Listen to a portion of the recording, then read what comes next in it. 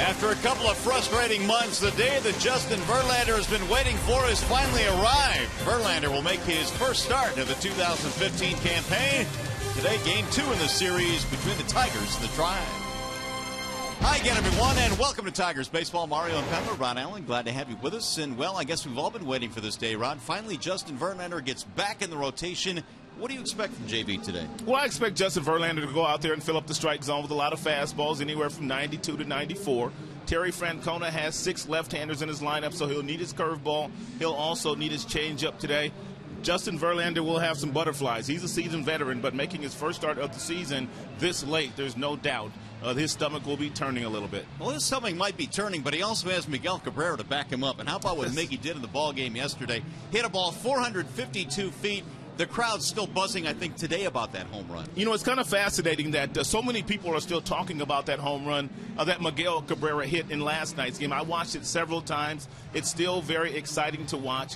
We're talking about a guy that has provided so many special moments for us as Tigers fans. Tigers fans, don't take him for granted. Enjoy him. He has been fabulous. All right, hopefully more special moments here this afternoon. After a short break, we'll send you back to the Coliseum Studios. Check in with Matt Shepard today. But coming up in this one here this afternoon, how about Miguel Cabrera? Expect another big day. He's been doing damage against the Indians, over 600 against the Tribe this year. Tigers-Indians next.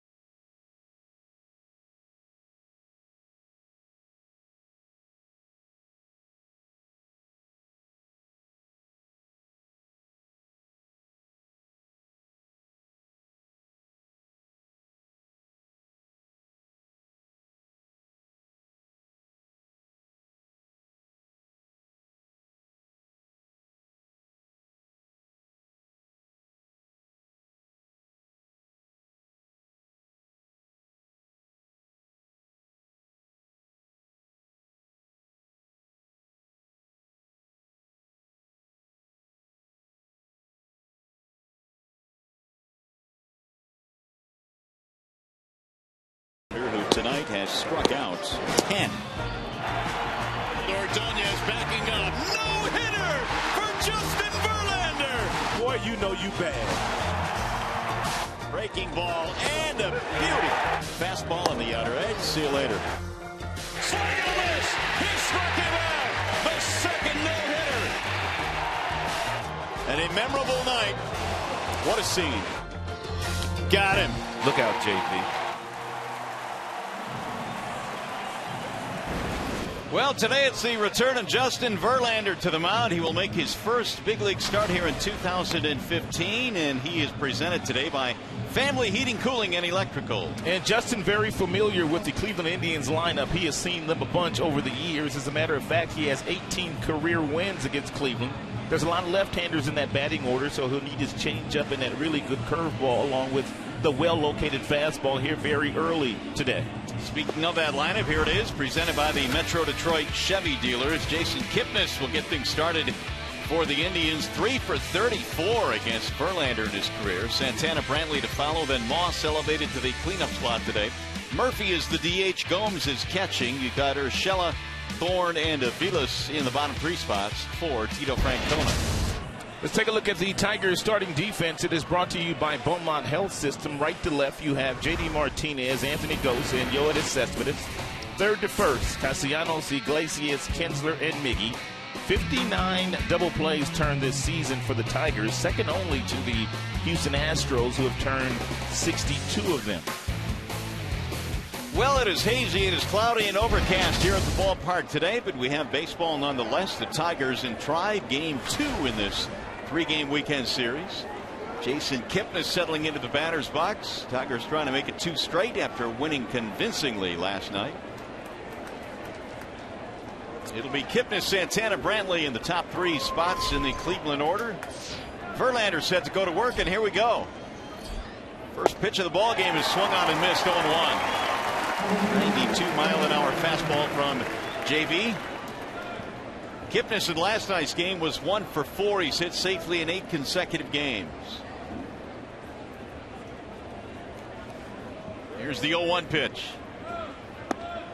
That's low. 1 ball and 1 strike. If you're wondering on James McCann whether he has caught Justin Verlander in a regular season game, he did last year.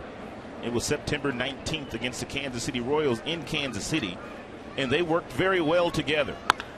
Pulled to second base on a hop, flagged down by Kinsler, who throws him out. Nicely done. Already Tigers flashing that deep.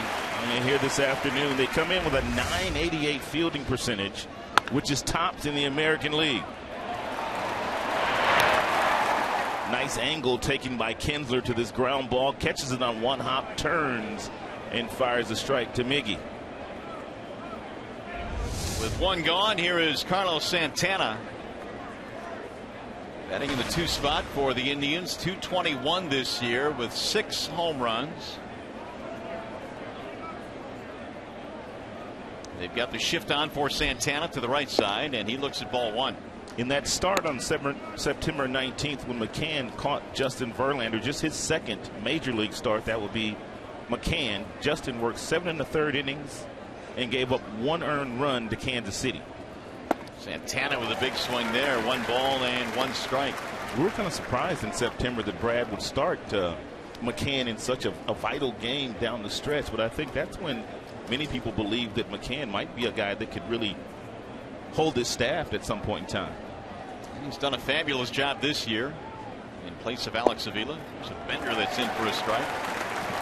1 and 2 now on Santana. So far so good for Verlander, who admittedly is probably a little bit amped up coming up for this start today. His first start of the 2015 season.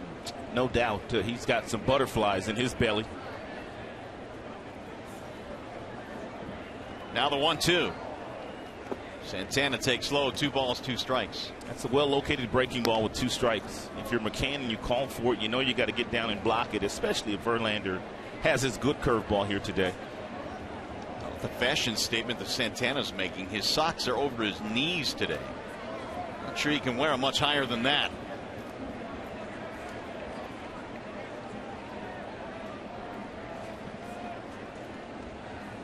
Swing and a miss, and down he goes, and JV has his first strikeout. is the second out of the inning. Here are the field conditions today, presented by Ace Hardware and the Scotts Company. It's only 65 at game time. It is humid, though, and it is cloudy and overcast. Haven't seen the sunshine all day yet.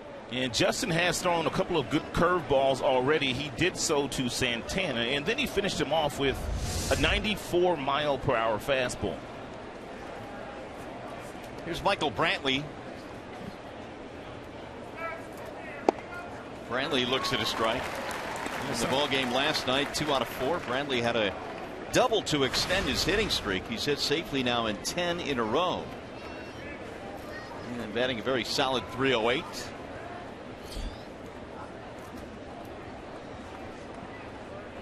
The 0-1 pitch. Here's the one thing that you can notice sometimes with great hitters like Brantley. They don't play a shift on a guy like this because he uses all parts of the field. That's right.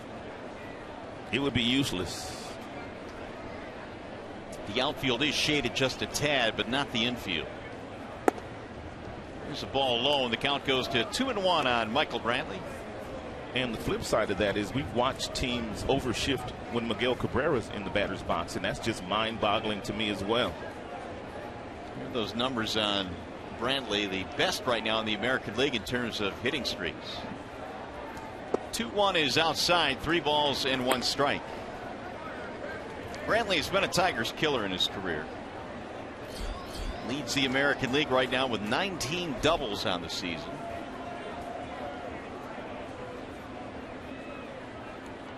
Here's the 3-1. Lifted foul down the left field line. Full count on Brantley.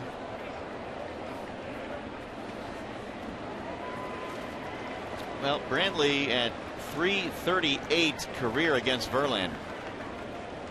18 for 54.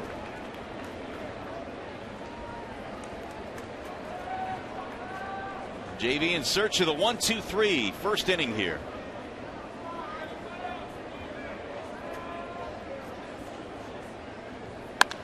Drill toward right center field. On the run is Gose. He is diving, and he's making a spectacular play in center. Oh my goodness, the Tigers are showing out defensively in this series. How about that from Gose? Verlander threw his arms up in the air. What a play by the center fielder Gose.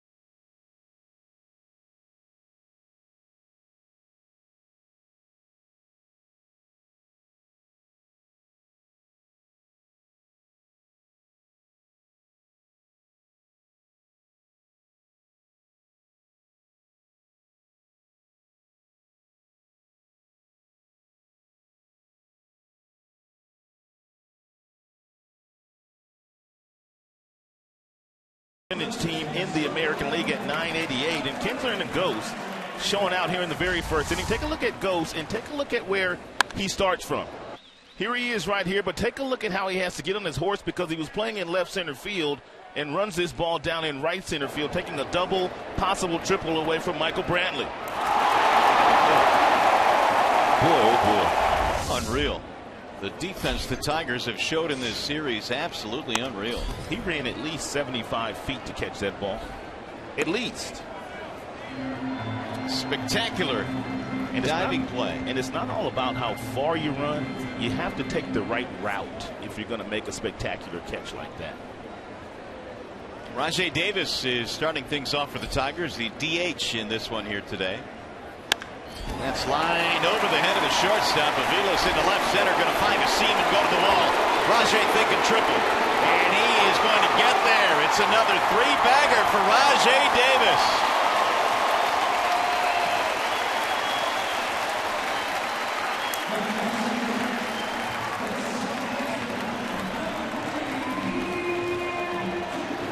That is the 6th triple of the season for Rajai Davis, and the Tigers continue to pound the Indians' fastball hurlers. Carrasco's got a good arm. His fastball gets up to 97. Rajai turns on one and gets himself a stand-up triple in left center field. That is the league-high 6th triple of the year for Davis. And an early scoring chance now for the Tigers offense as Ian Kinsler stands in. Second consecutive day that Brad Ausmus has led off for Rajai Davis against the right-hander. Ghost batting 9th again today.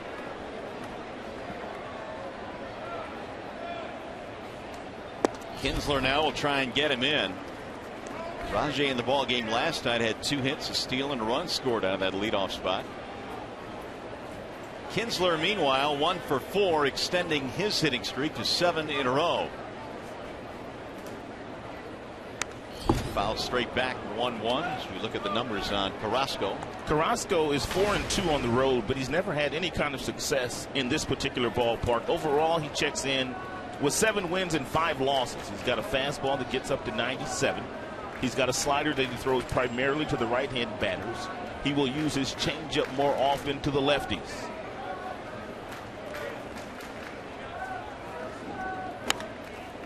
Popped him up into shallow left field. The shortstop is back. That's Aviles, and the runner will hold. First out of the inning. Here is the rest of the Tigers lineup today, presented by the Southeast Michigan Ford dealers. You saw the top 2, Davis and Kinsler. Miggy is about to step in. Then Cespedes and J.D. Martinez. Castellanos at third. McCann, Iglesias, Anthony Gose. That's how the Tigers line them up today against Carrasco. Well, here is Miguel Cabrera, who certainly has the Bernstein advantage against the Indians this year. 654 against the Tribe. You read that correctly. With 13 RBIs and 4 home runs. And it appears that they're going to pitch to Miguel with the runner on third, less than 2 outs. At least it appears that way. The thing about pitching to Miggy now is that Cespedes has become a really nice force behind him in the absence of Victor Martinez.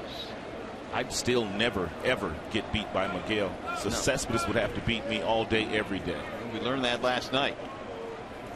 Cabrera cuts and misses, 1 ball, 1 strike. Good firm fastball at 96 and thrown by Carrasco, tied up Miggy. You talked about the 654 numbers Miggy has compiled this year against Tribe pitching. But in 137 career games, he has driven in 125 runs. Make that 126. That's classic Cabrera there.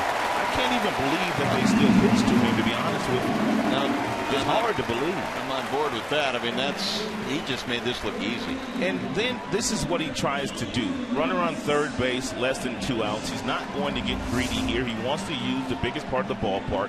That's a fastball running in on him, and he simply pulls his hands close to his body and barrels it up for a solid single the opposite way. He has driven in all 5 of the Tigers' runs here in this series against Cleveland. 44th RBI of the year for Miguel Cabrera. Now Cespedes will check in.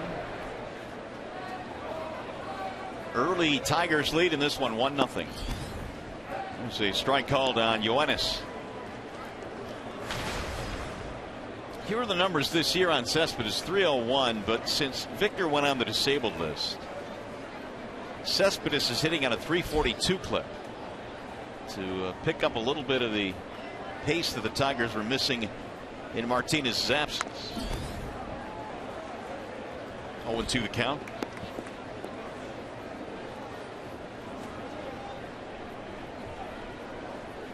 So Cabrera now with 44 is just one behind Donaldson and Teixeira for the American League lead. Rajay got it started with a triple and scored on the base hit by Cabrera. Bouncing ball left side and through, base hit. Urshela couldn't get it, and the Tigers have 2 aboard. Let's take a look at the Cleveland Indians starting defense. It is brought to you by Tim Hortons. Michael Brantley, he's in left field today. He played center field last night, and he's a stellar defender. And Brantley has only committed 1 error in his last 437 games.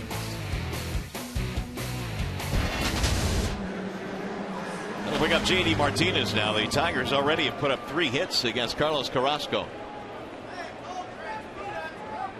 J.D. pinch hit in the ball game last night, but was walked intentionally, so did not get a chance to swing the bat last night.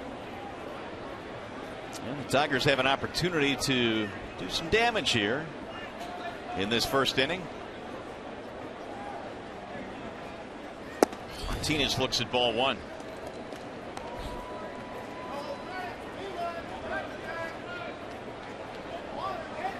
J.D. 27 RBIs. He's hit 10 over the boards this season.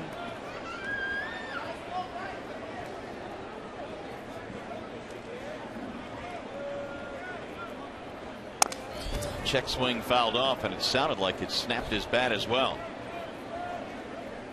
1 ball, 1 strike.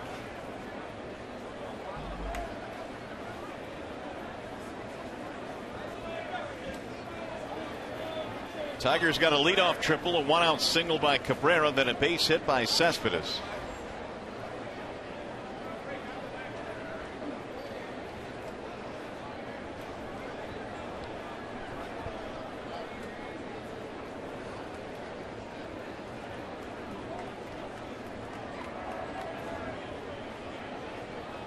Now Carrasco ready with the 1-1. Tapped foul, just foul down the third base line. 1-2 on J.D. Martinez. Carrasco, a native of Venezuela. He is 28 years old. Looking for his 8th win of the season here today. If he can get it, that would match his career high, which he has done twice. But he's had some early trouble here.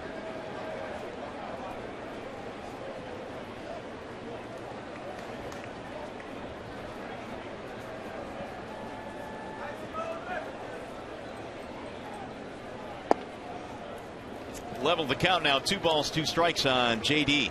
Yeah, a lot of times when Carrasco goes inside with a 2-seam fastball, he backs that up with either a slider or a curveball. He likes to throw both of those pitches to the right-handers.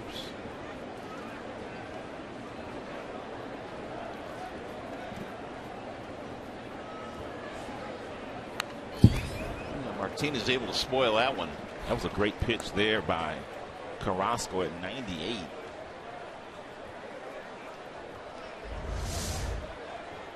Indians have a lot of hard throwers. Yes, they do. Kluber, Carrasco, the kid we saw last night, Salazar, Bauer, McAllister. We'll see Kluber tomorrow. But the Tigers are an outstanding fastball hitting team. Well, the Indians starting pitching leads the major leagues with 390 strikeouts. That's 29 more than the National League leader, which was San Diego. Terry Francona, 3rd season as the manager of the Indians. Tribe won 92 games in a wild card spot in 2013, but took a bit of a step back last year as Carrasco misses inside. Now it's 3-2. Probably too risky to start Miguel and Cespedes here in the 3-2 count, and with J.D. Martinez in the batter's box. But we'll see what Brett Ausmus is thinking. This will be the 8th pitch coming up in this at bat. Runners hold, and it's low to load the bases. Ball 4.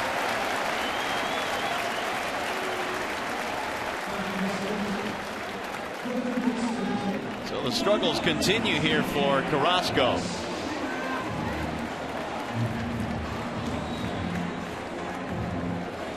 Carrasco has not pitched very well here. The one win came as a reliever. He has not won a game as a starter.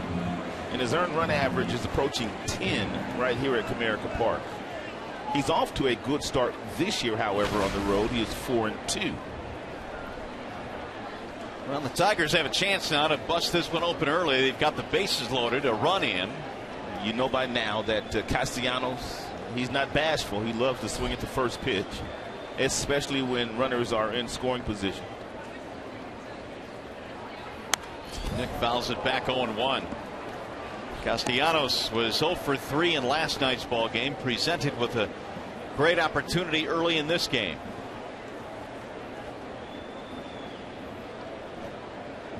Neither team was able to do a whole lot early in last night's ball game until the Tigers got the 3 runs in the 6th on the home run by Miguel Cabrera, but Price and Salazar were spinning zeros up there. Rolled foul, 0-2 on Castellanos.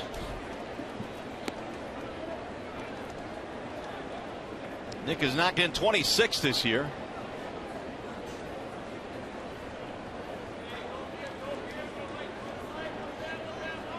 Tigers have Cabrera down at third base. They have Cespedes at second. And they have Martinez now at first.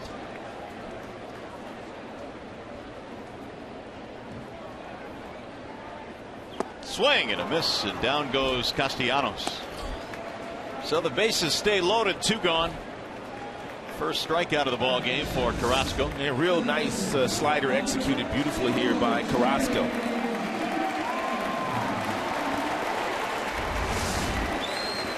So it's up to the birthday boy now. James McCann will step in. McCann celebrating his 25th birthday here today. And he'll bat with the bases loaded, 2 outs. James last night 1 for 3.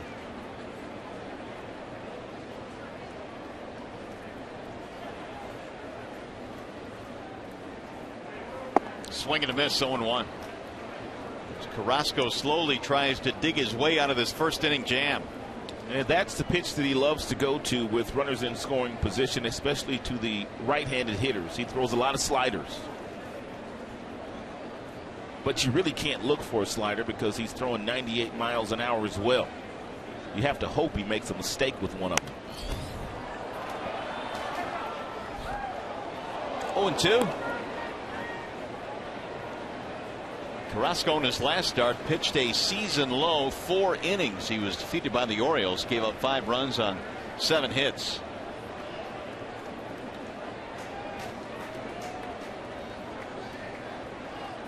But he's 1 pitch away now from stranding the bases loaded here and limiting the damage.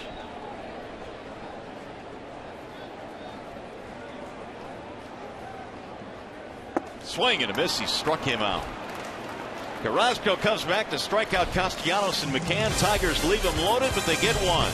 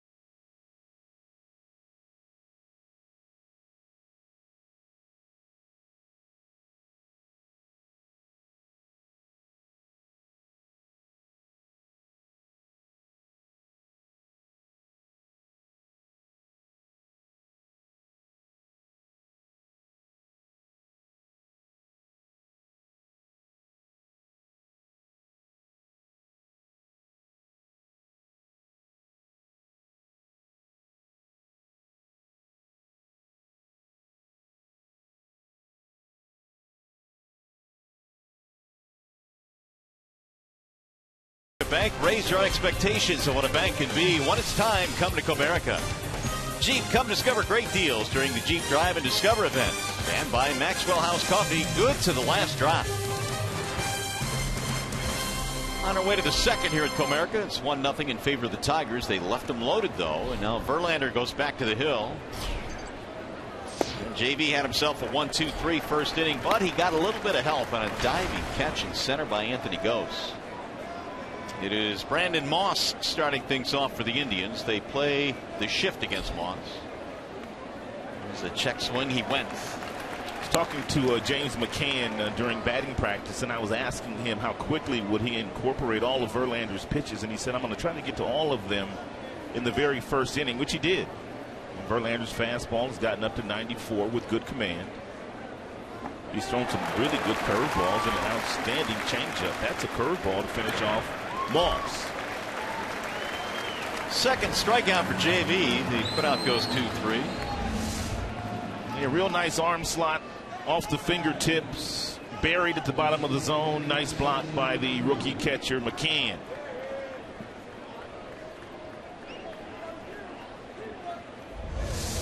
So with one out here is David Murphy, another left-handed batter that Terry Francona has inserted into the lineup today. 6 of them.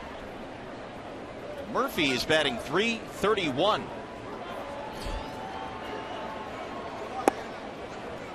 JV missing low, 1-0. Since the start of May, Murphy is batting at a .372 clip. He's been hot. The 1-0 pitch. 2 balls, no strikes.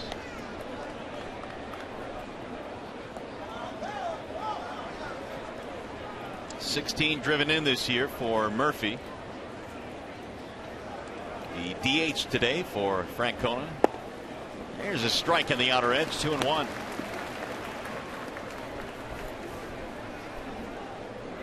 Verlander in a pair of rehab starts went 8 1/3, struck out 12, and allowed just 3 earned runs. It was his last start against Toledo, or for Toledo, I should say, that convinced the Tigers he was ready to go. I think JV was campaigning after that first rehab effort to get back in the rotation, but the Tigers took it slow with him. He needed that second outing. Here's the 2-2. Lifted back out of play. It's a nice spoil there by Murphy. Good fastball at 93, located outside on the black by Verlander, and Murphy just got a piece of it. See if Justin comes back with that same breaking ball that he struck Moss out with.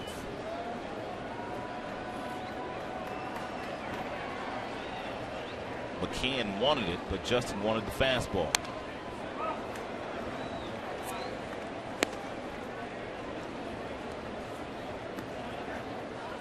Verlander, a 15-game winner last year for the Tigers, 15-12 in 32 starts, but his ERA was 4.5 last season. Again, the 2-2 will break low. 3 balls, 2 strikes. It's like the sun's starting to peek through now at the ballpark. We haven't seen any of that today. It's a welcome sight. It's a nice crowd on hand as well. Almost capacity.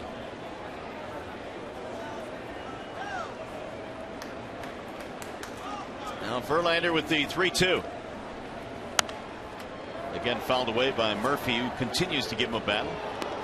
I think there was a little bit of a buzz downtown here as well, Rod, with the fact that JV was making his first start. That probably helped up the walk up a little bit. When they announced his name, he had a huge round of applause. He has done a lot in a Tigers uniform. He has provided Tigers fans with a lot of really special memories. Soft line drive to left, base hit. That was just an absolutely solid at bat by David Murphy. First hit of the ball game for the Indians.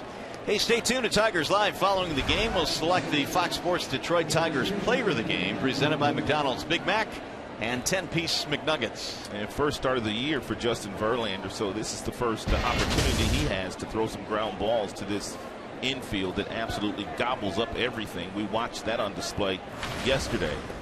David Price was brilliant, but he was aided by 4 double plays in last night's game. Here is Yan Gomes. It's amazing what 4 double plays can do for your pitch count, because he got late in the game and Price was just, I mean, his tank was still on full. He only threw 93. And he needed only an 8-pitch ninth to wrap up that complete game win. Ball 1 to Gomes. Verlander has admitted that he's really enjoyed watching David Price attack the strike zone, and he has vowed that he is going to try to attack the strike zone the exact same way. Throw strikes, let him hit it. Let the defense work behind you.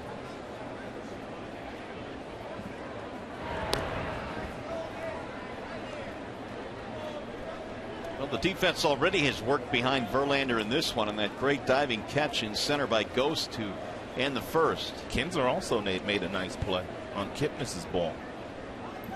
Here's the 1-0. We'll get back into the seats. 1-1 on Yan Gomes. Still trying to find his stroke after missing about 6 weeks with the knee injury suffered in a game against the Tigers in April.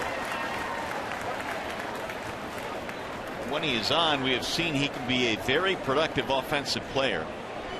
Won the Silver Slugger Award last year for the catching position.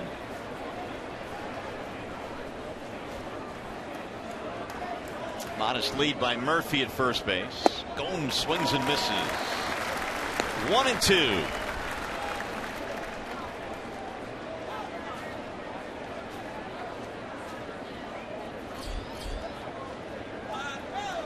Giovanni Urshela waiting on deck.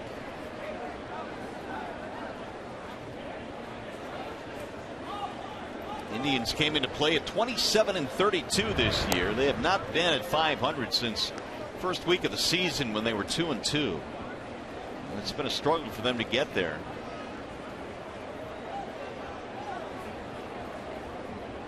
They have now lost 5 of 7 after a really good stretch in which they won 12 of 16.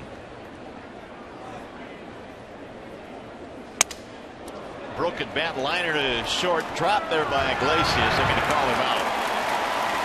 Nice try by Jose, though. It sure was. I just give you an idea of how quickly and how fast you have to think on your toes to try to turn this into a double play. He clearly catches it and drops it, knowing that Gomes did not run and trying to get the force out, but the second base umpire said, no, not on my watch, young man.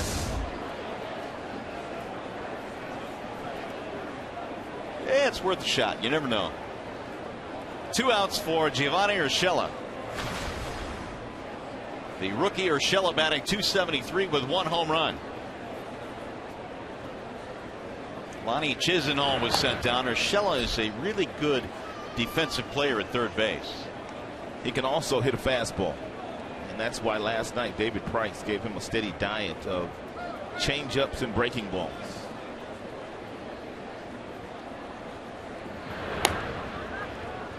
Verlander paying a lot of attention to Murphy. Murphy doesn't run that much. Yeah, I'm wondering why. If at all.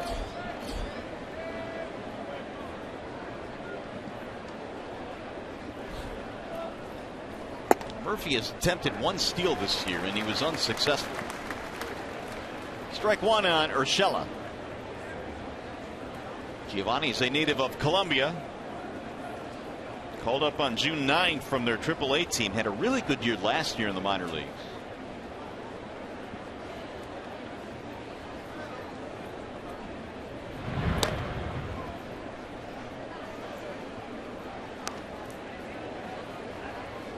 Murphy was just a step off the bag on that last throwback. His lead is not a very big one.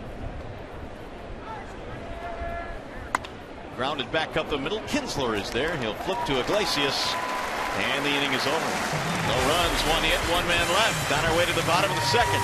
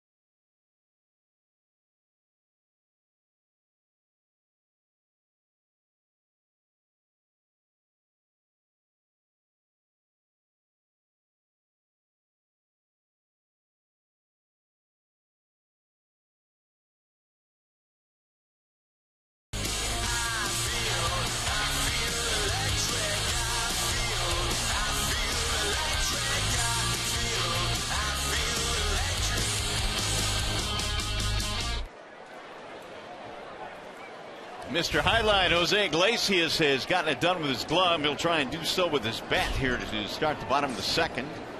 Iglesias goes, and then Davis facing Carrasco.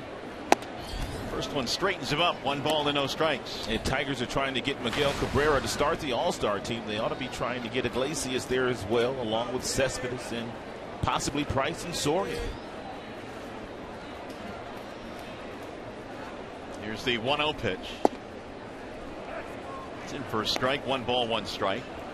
There's no doubt in my mind that Iglesias has played an all-star first half. He's hit over 300 the entire year. He checks in today at 329. Here's another strike, and it's 1-2. Iglesias didn't like that one. Curveball variety there thrown by Carrasco at 82 miles an hour.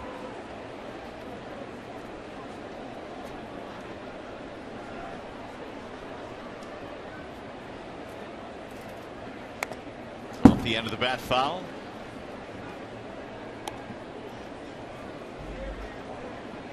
(13 of 15). Iglesias hit safely in.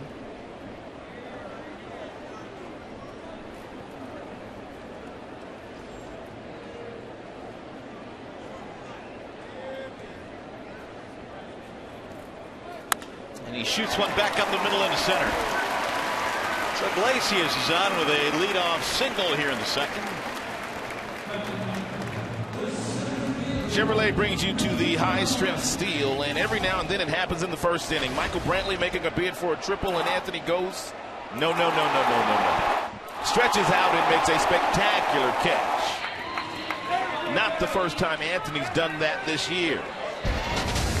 Justin Verlander was waiting for Ghost to get back to the dugout after that catch was made to deliver his personal thanks. Anthony batting .289. 1 for 3 in last night's game.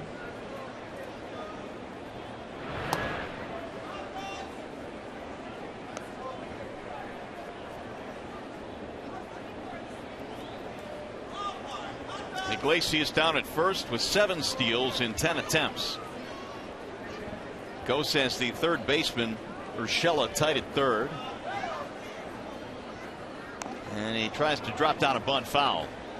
Jose Iglesias attempted to steal his 8th base last night, but he was thrown out by Yan Gomes. It's a really interesting dynamic when Iglesias gets on in this lineup, at least. You've got the speedy Ghost at the plate. You've got Speed and Davis waiting on deck. See if the Tigers can create some offense here in the second. They've out-hit the Indians already 4-1.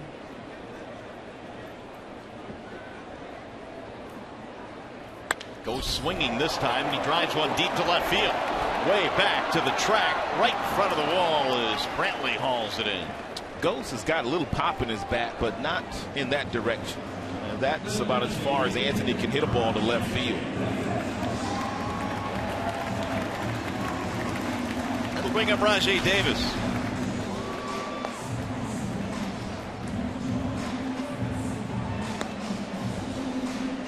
Got it started quickly in this one. A triple in the first inning.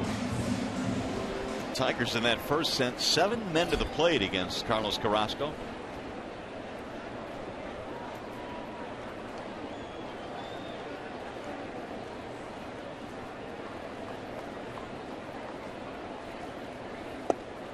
Carrasco, for as good a stuff as he has posted an ERA of better than 7 career against the Tigers, which speaks to the Tigers offense. He's also very deliberate with his delivery toward home plate, at least on that last pitch to Rajai. And if he kicks that leg up again, Iglesias might just try to steal a bag. Jose dancing off the bag now, draws a throw. It appeared that Jose was on the move.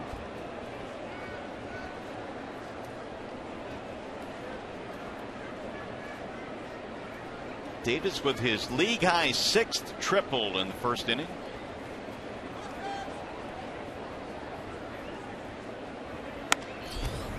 Pops that one up, foul ground, first base side, tough play. Santana couldn't quite get there.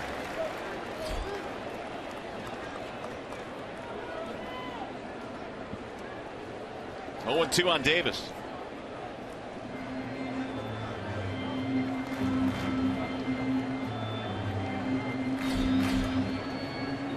Ajay's been used in different spots and different areas on the field. He's played a couple of the outfield positions. He is being used as the DH here this afternoon and batting leadoff.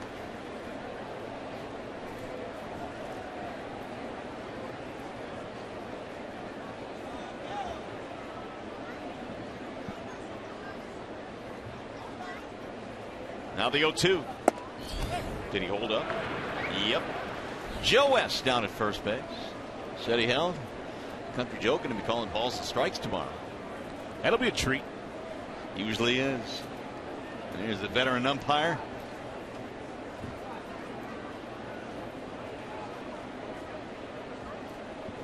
One and two. Runner goes. Swing and a miss. Gomes will throw down a second of Beebe, and it's in time. Really? Red says, wait a minute. Right now it's going to go down as a strike him out, throw him out. Iglesias' left foot must have been in the air when that tag was applied by the shortstop of Beebe.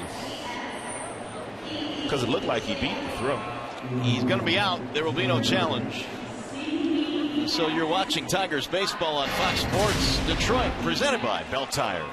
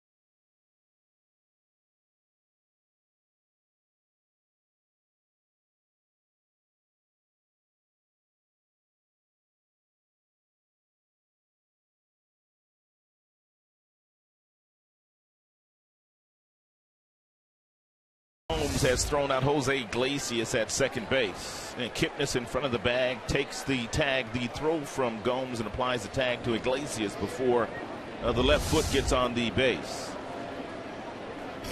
So it'll be Michael Bourne now as we go to the third here at Comerica Park in a 1-0 game. Tigers got a run in the first inning. RBI single by Miguel Cabrera, who has driven in all Tigers runs in this series. Bourne is batting in the 8th slot these days, hitting .243. We're used to seeing Michael Bourne in the leadoff spot in the Cleveland lineup, but this year was batting just .180 in that leadoff spot. And when Francona finally took him out of the leadoff spot, he put Kipnis there, and Kipnis hasn't looked back since. Here's a strike on the outer edge, 1-2. Michael Bourne really just has not been able to put it together in his 2+ years in an Indians uniform. Quite a few DL stints. I wonder why. I mean, he was a really good player over in the National League. He was. Winning Gold Gloves, making All-Star teams, stealing a lot of bases.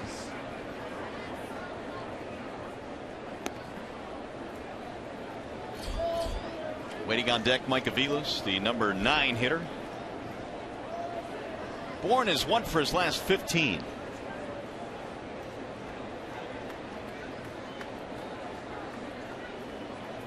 Here's the 2-2. Lifted to left. Cespedes started in. Now he's there. One gone. Time for a game break. Here's Trevor Thompson.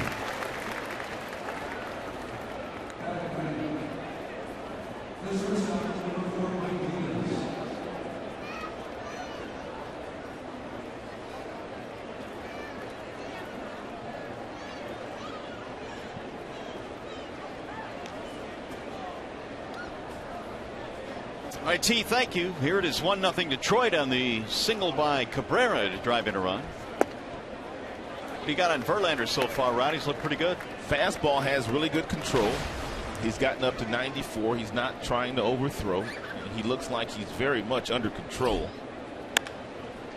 Sliced in the air to center, straight it goes. That wasn't a good breaking ball there thrown to Avidas, but he got away with it. But the majority of his curveballs have been at the bottom of the strike zone and doesn't have the feel for his changeup, just not quite yet. Here's Kipnis now with 2 outs.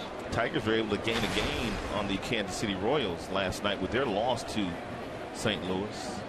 Royals going up against one of the best teams in all of baseball, the Cardinals. Minnesota is 2 back in the Central, right above the Tigers in the standing. Yeah, they've dropped 4 straight. The Twinkies. Here's what it looks like graphically. Cleveland's 7 back coming into play today. 1 ball, 1 strike on Jason Kipnis. And coming into play today, Kipnis had the highest batting average in the American League against right-handed pitching.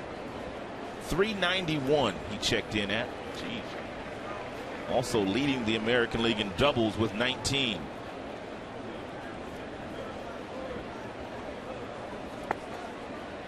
We've talked about that month of May that Kipnis had, which was really extraordinary. Aside from his batting average that month, he's looked at his splits.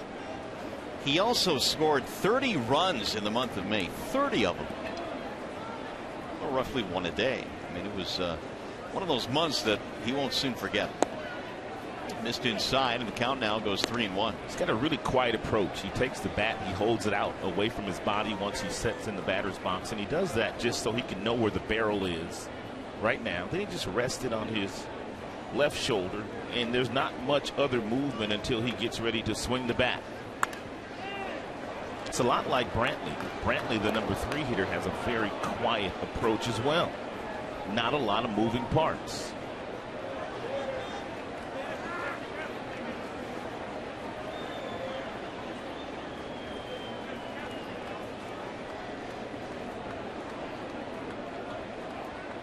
JV ready with the 3-2. And a bouncing ball right side. Kinsler gobbles it up. And it's a 1-2-3 inning for Justin Verlander. 2.5 in the books at the ballpark today. 1-0.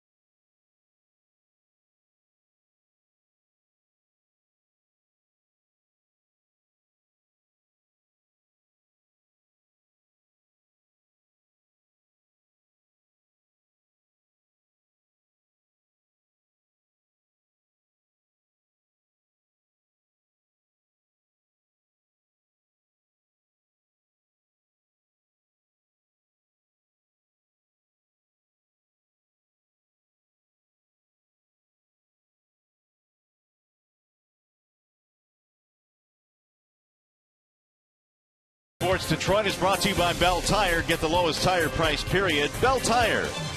Myers, save big with M-Perks from Myers. Sign up at mperks.com. And by Chevrolet, find new roads.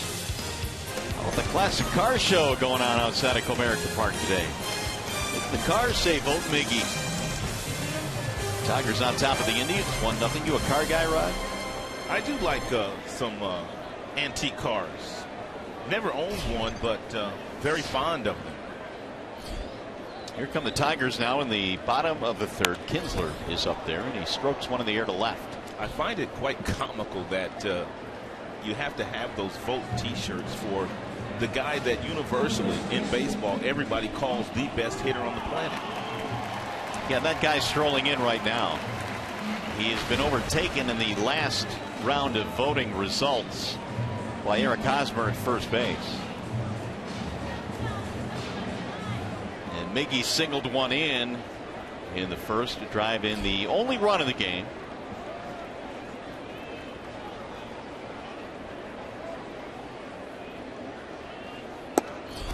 Ball one outside.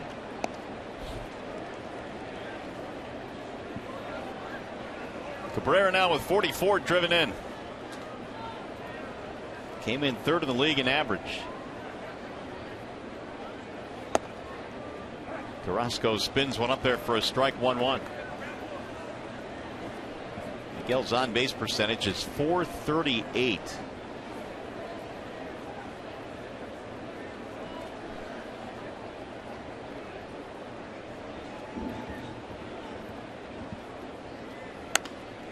Fly ball toward right field and foul ground. Again, Santana going to be a tough play. Won't get there. Menards brings you the big money encounter, and the counter is exactly what it was. Salazar with a 96-mile-per-hour fastball turned around by Miguel Cabrera 452 feet away from home plate.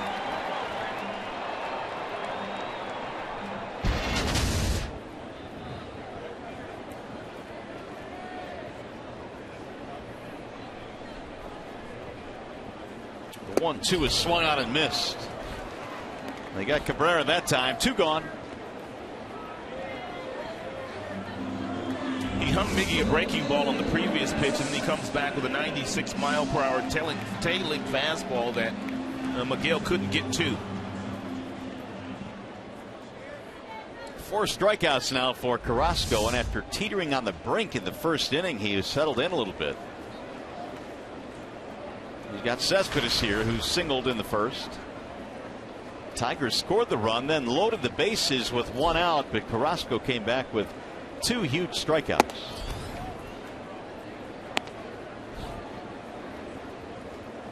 Cespedes now 11 for his last 23.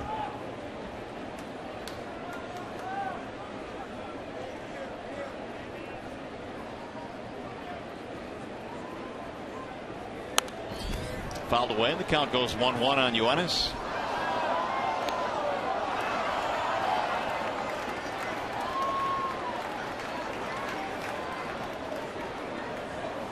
Good news on Victor. Victor told me that he's going to start a rehab assignment tomorrow in Toledo.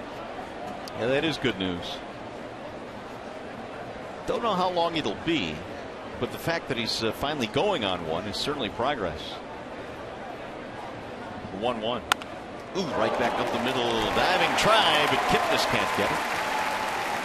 2 out single. You have any idea how long he might be down there? I don't know how long exactly, but it shouldn't really take Victor that long because, I mean, really all he has to get is his eye. Get his eye back. I don't think they're all that concerned with the knee, although that's the problem that he has had. They wouldn't be sending him out if he wasn't ready to go, but I don't think he'll be down there any longer than 3 or 4 days. Here is J.D. Martinez. Well, he's looked good running. He's looked good in the cage, so it's just a matter of getting the timing back and then rejoining this Tigers lineup. Martinez had a walk in the first.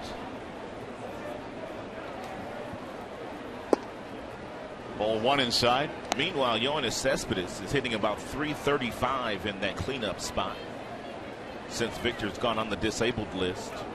JD was occupying the spot when Victor initially went on the DL. He struggled there, and Brad Ausmus put Cespedes in the cleanup spot. It turned out to be a really good move because Cespedes has been over 300 in that 4 spot. And Yoenis is very accustomed to batting in the middle of the order. He did that for the Oakland Athletics for 2.5 years.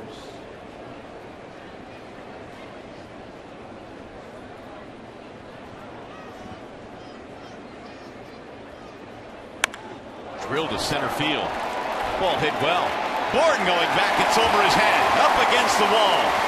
Cespedes coming around to score. It's an RBI double for J.D. Martinez.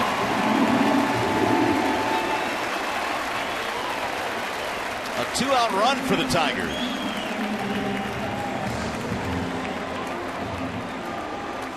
Michael Bourne has tremendous athleticism in center field, and he has tremendous speed, but he was burned here.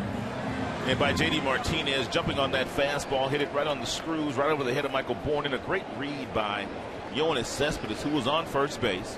And as soon as the ball was hit to center field, he knew there was no way Bourne was going to catch it.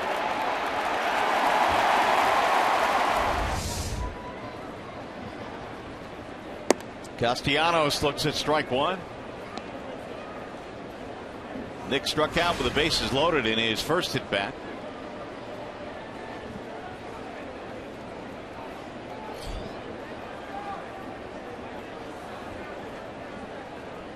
Here's the 0-1 pitch. It'll be inside. 1 ball, 1 strike on Castellanos. Tigers already have put up 6 hits in this game against Carlos Carrasco. If you're Castellanos, you know you're going to get either the curveball or the slider in one of the next 2 pitches from Carrasco. That's just his go-to pitch when there's runners in scoring position. Pulled on the ground to third and gobbled up there by Urshela. They'll throw him out to end the inning. Tigers put together a couple of hits and a run. We go to the 4th.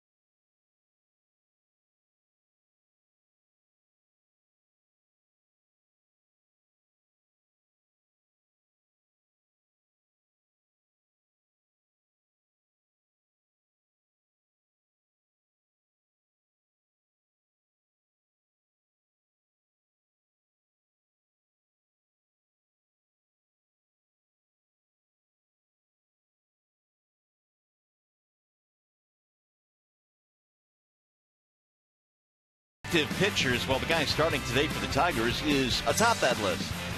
18 of them for JV. Mark Burley has 16, and then you see Weaver, Porcello, and Max Scherzer each with 9. The only other team that Verlander has more wins against in his major league career are the Kansas City Royals. He's beaten them 19 times. Carlos Santana leads it off. We are headed to the 4th inning. Tigers have added to their lead. It's 2-0 Detroit. They are playing to pull against Santana, who struck out his only time up.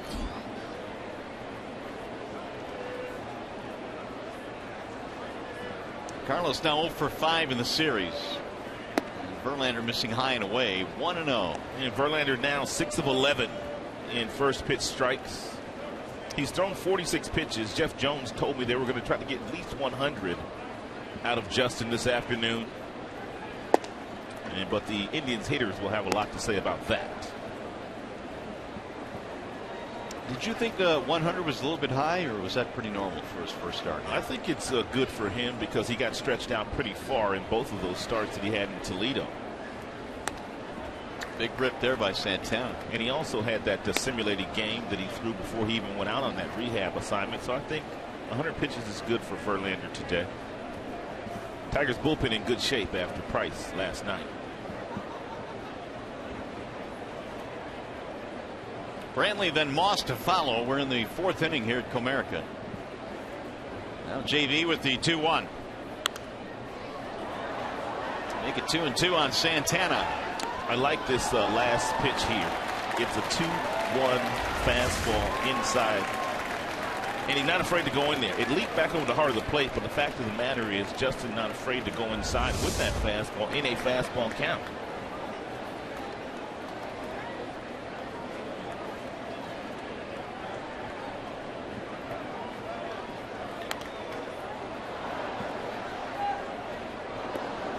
It's an even 50 now for JV, so he's halfway home in terms of the scheduled pitch count.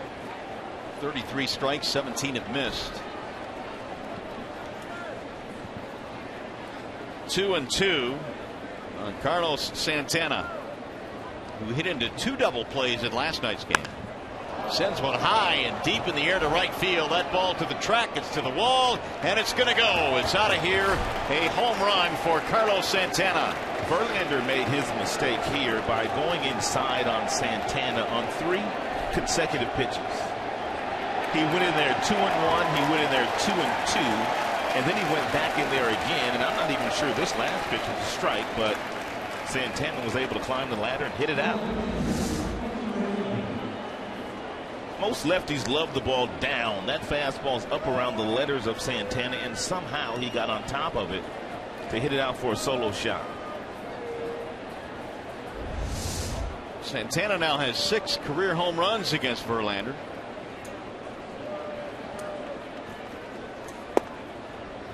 In there, a strike on Brantley. We told you that Verlander has 18 career wins against the Cleveland Indians, but he also has 16 losses.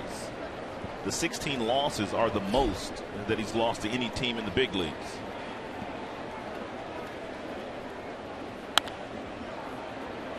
Back in 2005, Justin made his major league debut against the Indians. That was in Cleveland as part of a doubleheader. Even though Brantley's last time up, he jumped on a fastball from Verlander and nearly hit a triple into center field. Ghost is still playing him very shallow and shading him toward left center field. Ghost plays an extremely shallow center. A little fly ball shallow in the left, and it's going to be run down by Cespedes. 1 away here in the 4th.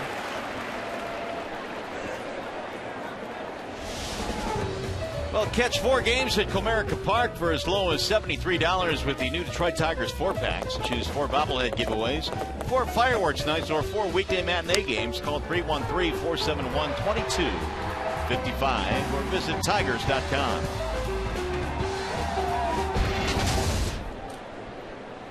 There's Brandon Moss as they employ the shift against Moss.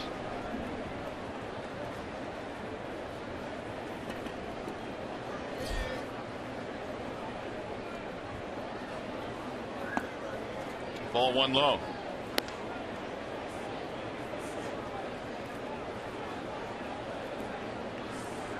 Moss had a big year last year, but most of it was in the first half. He really struggled in the second half of last season. 173 after the All-Star break. He skies this one a mile high into shallow right field. It's going to be Martinez to make the play. 2 down.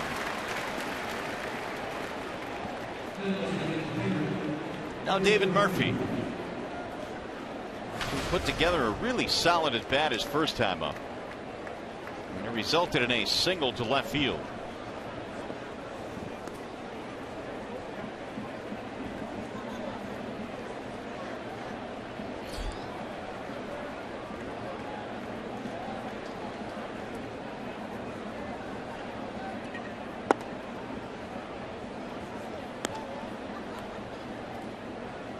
Murphy now 6 for his last 11 at bats. Trying to get something started with 2 outs. The Indians have gotten a run on the Santana home run. Here's the 1-0.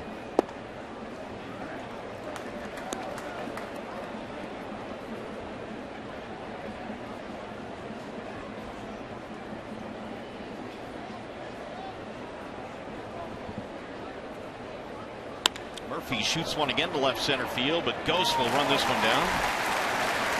And that'll take care of the Indians. They get a run on the home run by Santana.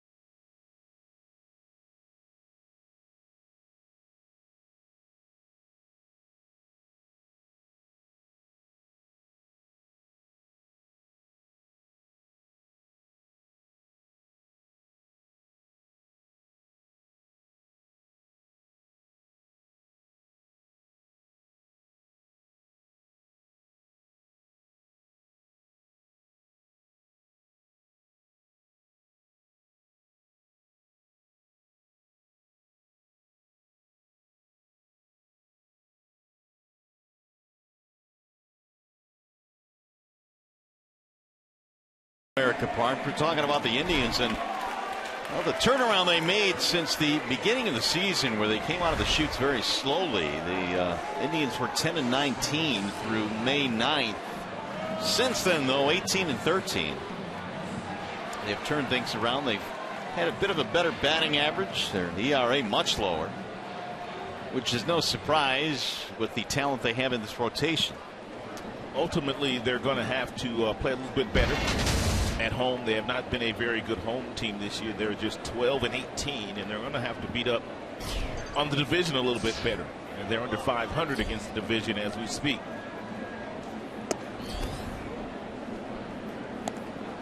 McCann, Iglesias, and Ghost 7, 8, 9 in Brad Ausmus's lineup today. McCann struck out with the bags full back in the first inning. One of 2 strikeouts that Carrasco had. He tries to bunt and lays it foul, 1-1. McCann has a couple of bunt base hits already this year, and so it's part of his game plan.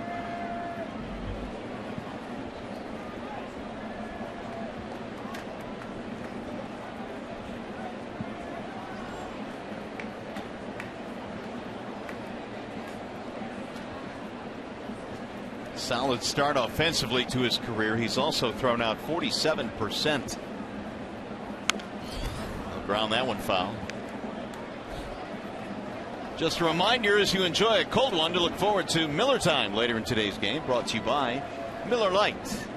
I told you that James McCann caught Justin Verlander back on September 19th of 2014. He got his first major league hit in that game. He also stole his first major league base in that game. It's a great afternoon for James McCann. Swing and a miss. It's the second time he's gone down on strikes in this one. Second time on that same pitch as well. It's a slider at about 88 miles an hour. So give Carrasco his 5th strikeout of the afternoon. Iglesias singled and was caught stealing. That was back in the second.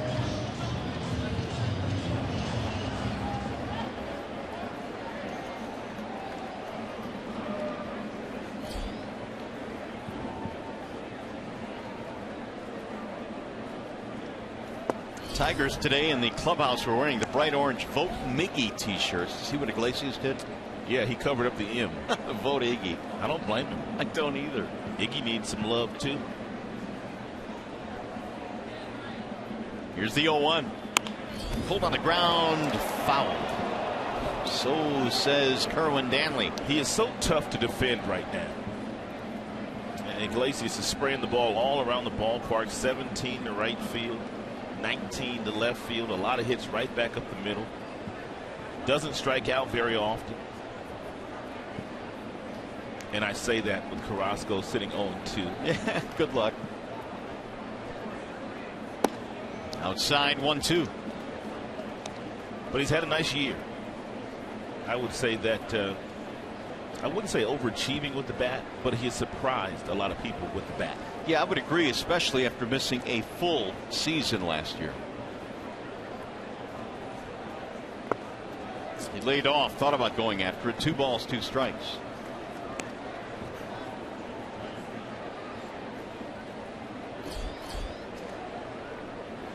There is Ghost waiting on deck. We're in the bottom of the 4th. Tigers have a 2-1 lead.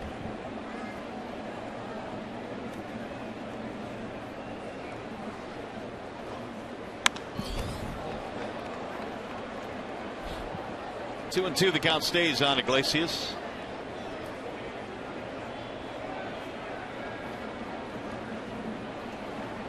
Tigers got him a couple of years ago on that 3-team deal. He came over from the Red Sox. The Tigers sent Avisail Garcia to the White Sox.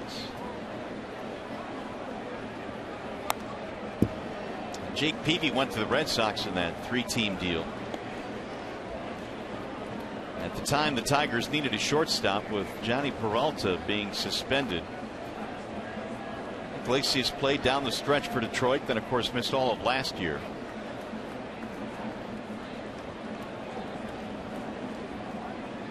Carrasco trying to put him away. The 2-2. Little grounder toward third, foul. A pesky at bat here for Iglesias.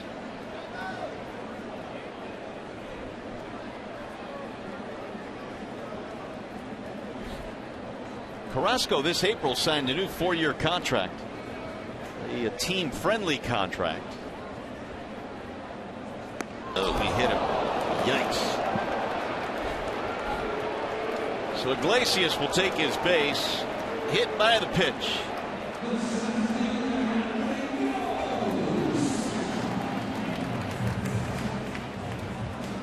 Man, fastball just continued to run up and in on Iglesias. He got him on that left elbow. He wears a protective device there, so and that absorbed most of the 96-mile-per-hour heater, but it still hurt.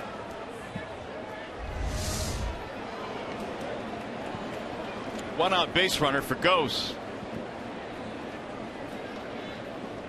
Only the second batter that Carrasco has hit this year.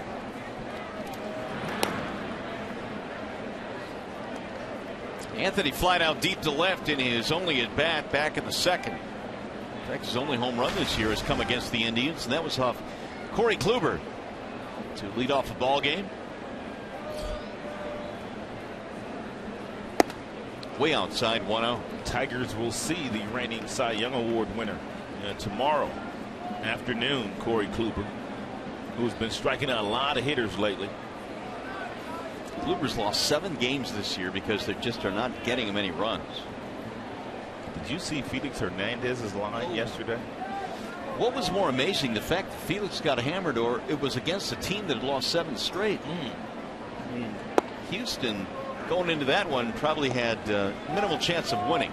He lasted 1/3 of an inning. 1/3 of an inning and gave up 8 earned runs. 1 ball, 1 strike on Ghost.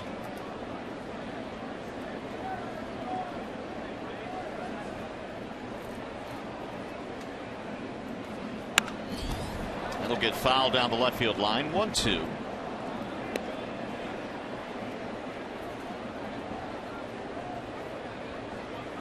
Rajai Davis will be next for the Tigers.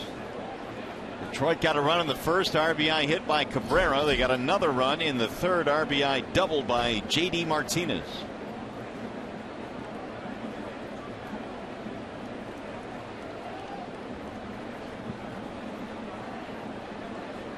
Verlander has surrendered one run, the home run by Santana. That's it.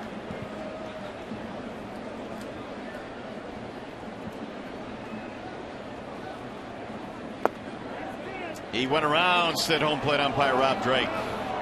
He needed no help apparently on that one, and down goes Ghost. It's going to be 6 strikeouts now for Carrasco.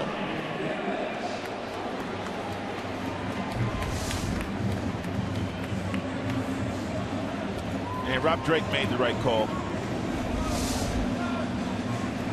So here's Davis now with 2 outs. But if you're the hitter, you're hoping that he checks on that.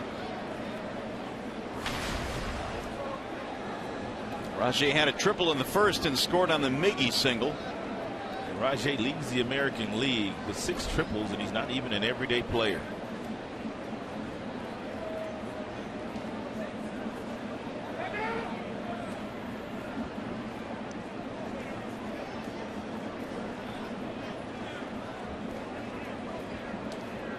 Carrasco methodically working his way through this inning. He hit a batter with 1 out.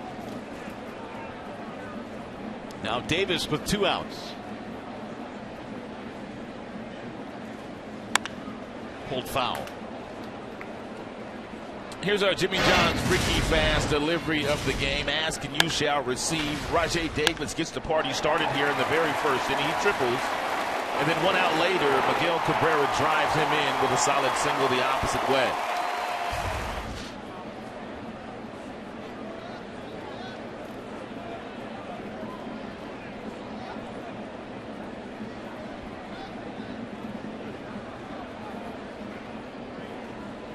Runner goes. Gomes will throw. The tag safe. Iglesias gets his 8th steal. He's not afraid to run.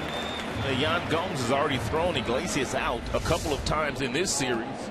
He picks a nice pitch to run on. Nice throw by Gomes, but Iglesias able to get that left hand on the bag with a great jump. And like every close play now, the managers will take a look to decide if they want to challenge. Francona doing the same here.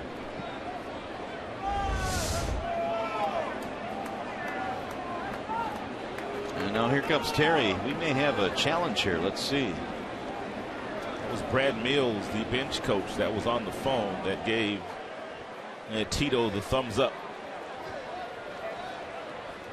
They will review this one.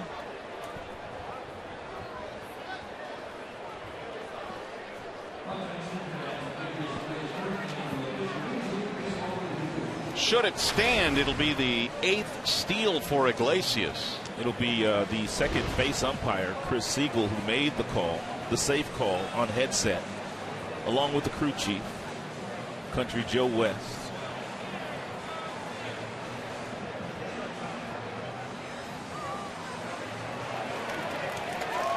I don't know exactly what they will do in New York, but this one appears to be maybe a little bit too close to overturn. Agreed. But I've been wrong before.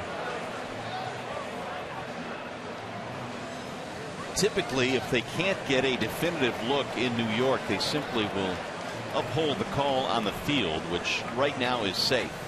And the position that Chris Siegel had when making that call was about as good as it gets.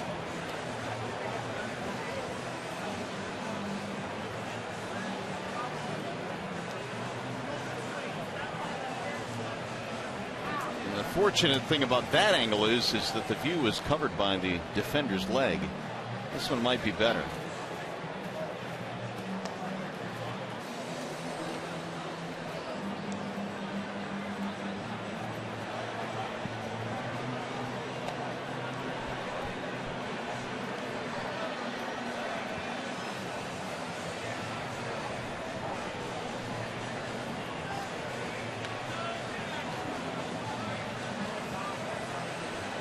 Looks like Country Joe may have the verdict now.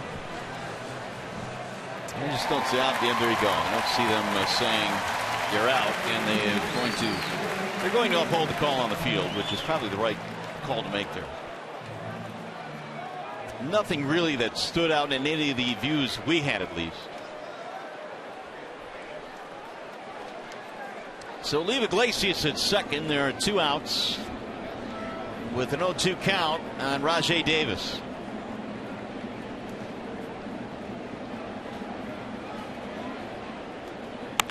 Drill to left field, base hit. That's going to get a run in. An 0-2 pitch will go to the wall, and Davis has a double and an RBI. Stolen base. A huge play by Iglesias.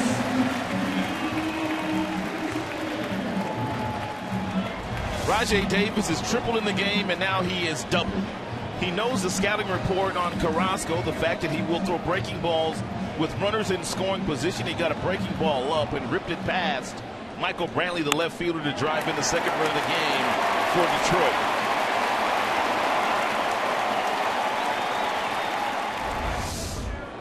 Seven doubles and 6 triples on the year for Rajai Davis. And now he is in scoring position. Kinsler looks at ball 1. 3-1. The Tigers back up by 2 runs. And they've out-hit the Indians today 7-2.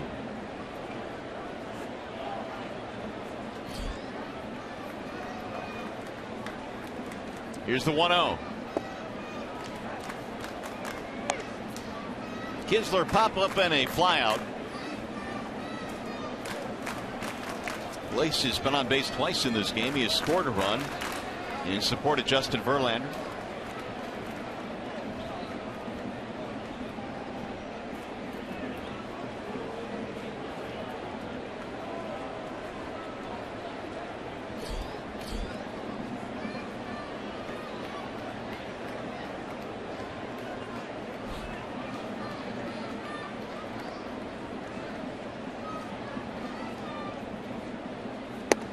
One is high. 2 balls and 1 strike on Kinsler.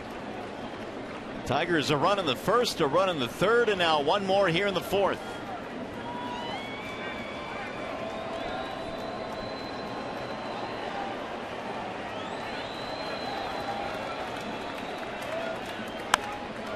Popped up but foul, and that'll get back into the seats.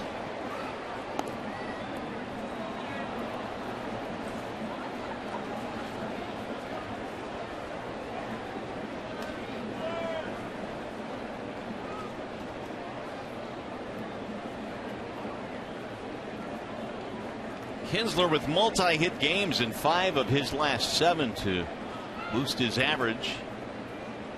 Came in at 281.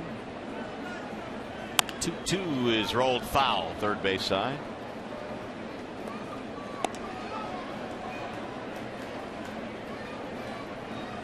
And Rajai Davis has done much better work when leading off this year for the Tigers. 278 batting average opposed to 100 when he bats in that 9 spot. I like his energy at the top. I do too. We've seen plenty of it the last 2 days. Spoiled there by Kinsler. 2-2 the count stays. Trying to get this inning to Miguel Cabrera, who's waiting on deck.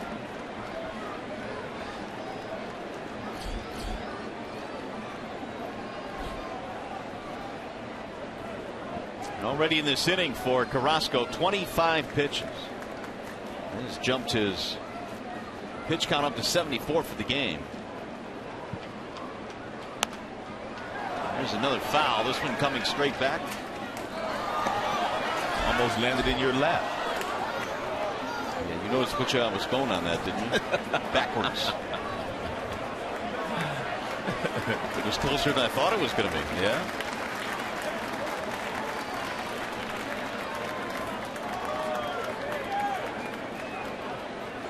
Now Carrasco ready with the 2-2. Ground ball left side. Urshela has it at third. That'll end the inning. Tigers get a 2-out run though. Iglesias and Davis hooking up. Iggy with a stolen base. And then on an 0-2 pitch, Raj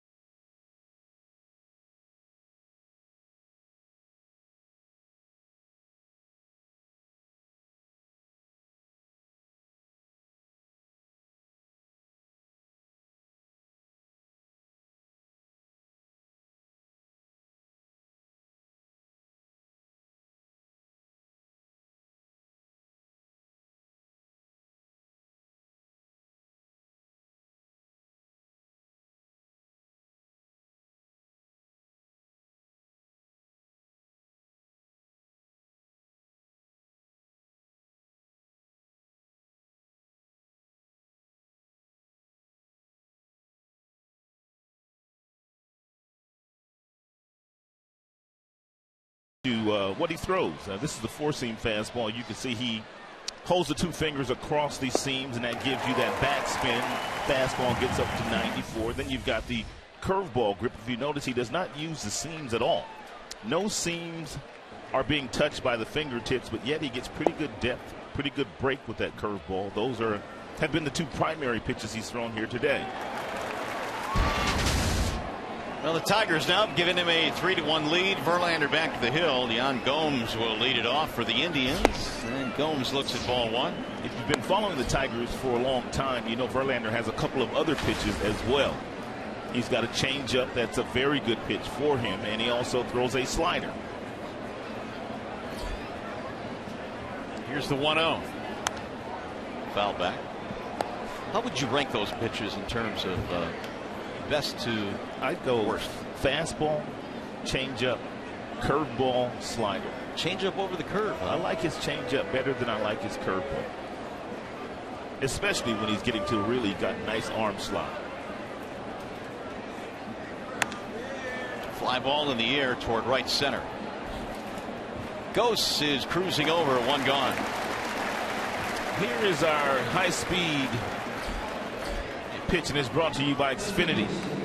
94 and top fastball thrown by Justin. He did that way back in the first inning. Verlander got himself in outstanding shape in the offseason. He worked out with a personal trainer. He put on 25 pounds of muscle.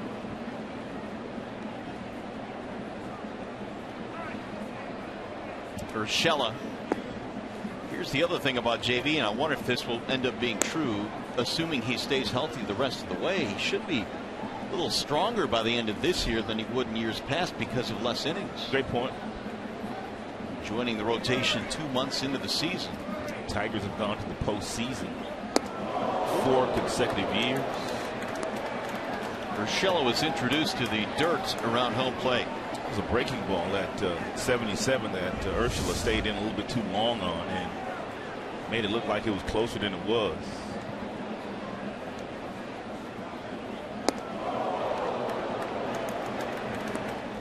Hit into a force his first time up. Well, Justin probably will be stronger toward the end of this season, but it's going to be tough for him to extend that inning streak. He had threw over 200 innings for 8 consecutive years. And joined Mark Burley and James Shields as the only other pitchers that had done that. Here's the 2-1. 3-1 now on Giovanni Urshela.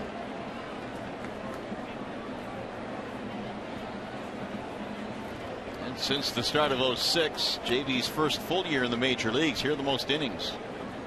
Only 3 guys ahead of him. Pulled foul, third base side. 3-2 on Urshela.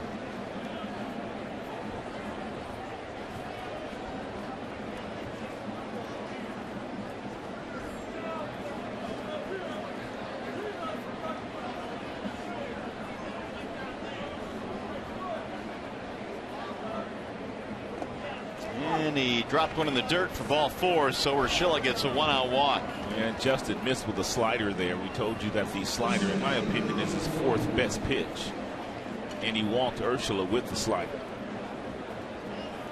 So another base runner now for the Indians. That'll bring Michael Bourne. Bourne will bunt for a base hit if you give him a little bit too much room. Castellanos right now down at third base is giving him no room whatsoever. However, he could bunt in this direction for a base hit if he chose to do so.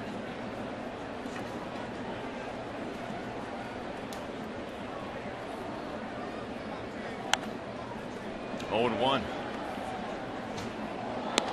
Bourne flat out to left is only at bat. A veteran of the Astros, the Atlanta Braves over in the National League, the Phillies as well. He was playing at home for a minute when Houston. he was playing for Houston.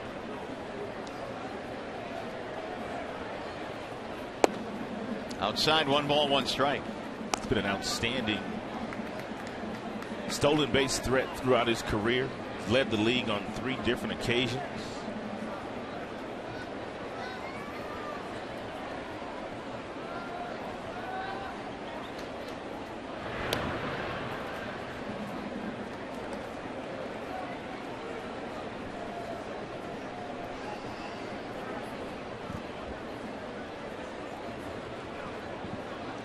One ball, one strike on Bourne, who is now 1 for his last 16. Only run that Verlander has allowed, the home run by Santana, which led off the 4th.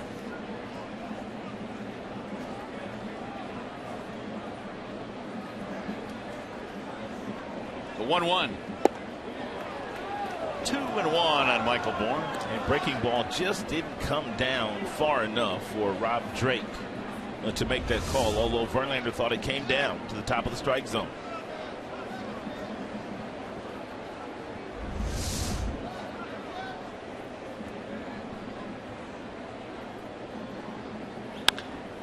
Line to right field. That's going to sink in for a base hit. Urshela will pull into second and stop there. And so the Indians now have runners at first and second with 1 out. Well, we've got a special birthday wish we wanted to pass along to today to Bill Scudder. Happy birthday, Bill. He turns 100 years old today. He's a lifelong Tigers fan who's rooting for the team, along with 200 plus family and friends this afternoon. How about that? That's special. 100 years old. So happy birthday, Bill Scudder. Great Tigers fan. And congratulations. No doubt. Triple digits.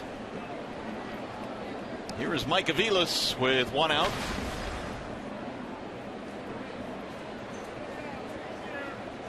Aviles fly to center field back at the 3rd. Ground ball foul.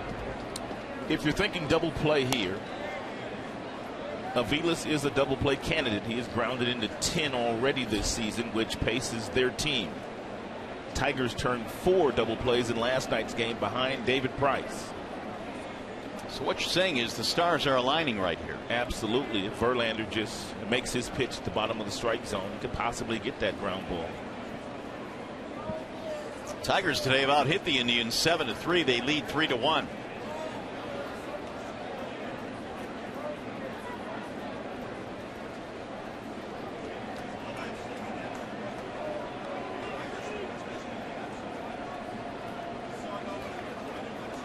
Tigers lead the season series. They've won 6 of the 7 between these two teams. Way outside. 1 ball, 1 strike. That's the best fastball that Verlander has thrown today. 96 on the radar gun. And this has been his most stressful inning as well.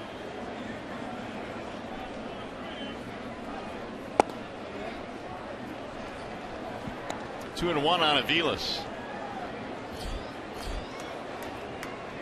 There it is by inning.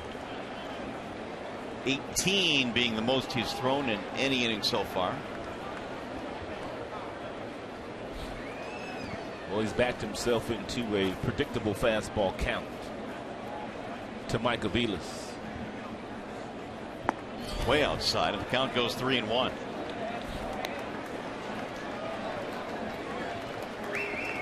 First and second, 1 out. Tigers lead 3-1 here in the 5th. If he loses Aviles, the Tigers are going to have to get somebody up in the bullpen. Kipnis waiting on deck.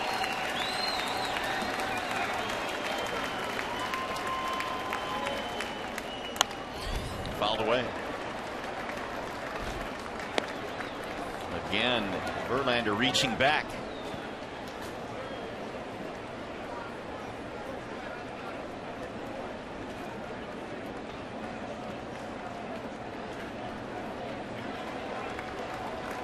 Urshela, the runner at second, and they have Bourne at first. Here's the 3-2. Ooh, he crossed up McCann. He's going to walk him. That would load the bases. McCann was looking for a fastball there, and Justin threw him a breaking ball.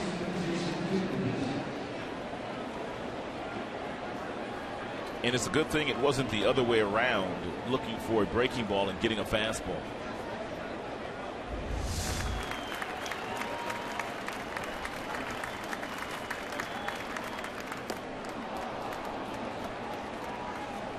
Scary. Well, he's lucky he got glove on that thing. Well, Jeff Jones out to have a quick chat, and we remind you to join us again tomorrow. The Tigers wrap up this series with the Indians. Our coverage begins at noon with Tigers Live. Tigers Indians tomorrow at noon on Fox Sports Detroit. And there's the activity you spoke of. Blaine Hardy, the left-hander, warming up.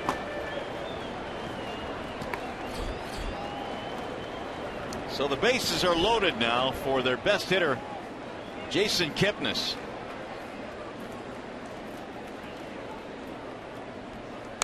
Kipnis fouls it back, 0-1. Still only one out in the inning. A walk, a single, and a walk.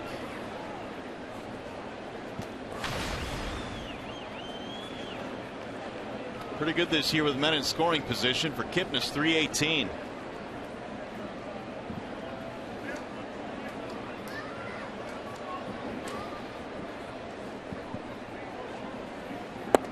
Way inside, 1 ball, 1 strike. Kipnis against Verlander, career just 3 for 36.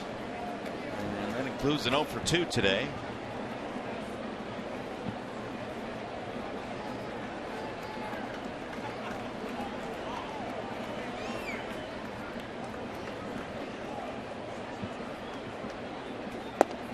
In there is strike, and now it's 1-2 on Kipnis. Kipnis was looking for a breaking ball or a changeup from Justin, and he took the fastball right down the middle. No way he takes the fastball if he's not looking for something off speed.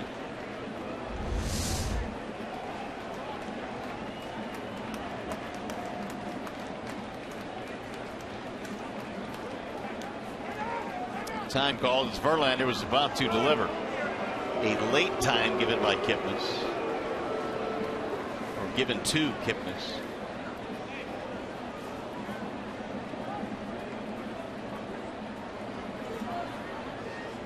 Al McCann will meet him halfway. It was actually McCann that called that timeout.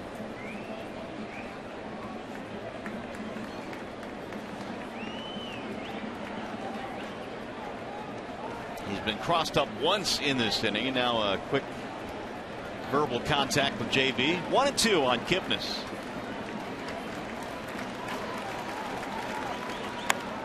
Fouled away. Kipnis is being elevated to that leadoff spot, 360. Since taking over for Michael Bourne in the leadoff position in their lineup. There's Santana waiting on deck.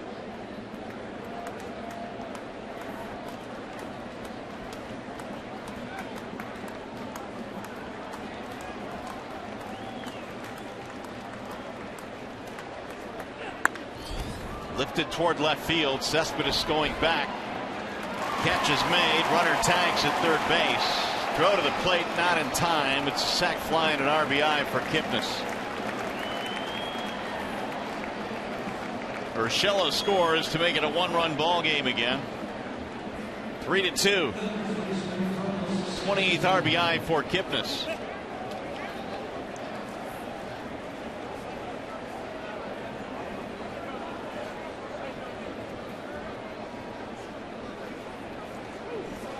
That'll bring up Santana.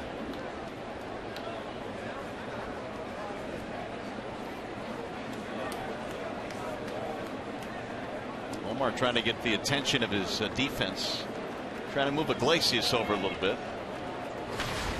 So here's Santana with 2 outs. Home run back in the 4th. Verlander today has given up just 3 hits. Strike call.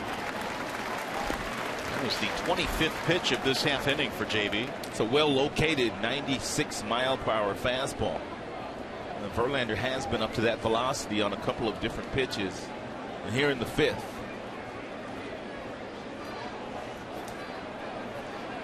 The home run that Santana hit against JV back in the 4th was his 6th against Verlander, but his overall average is only .217. Kind of all or nothing. 1 ball, 1 strike. And the ball that he hit out of the ballpark was a borderline strike.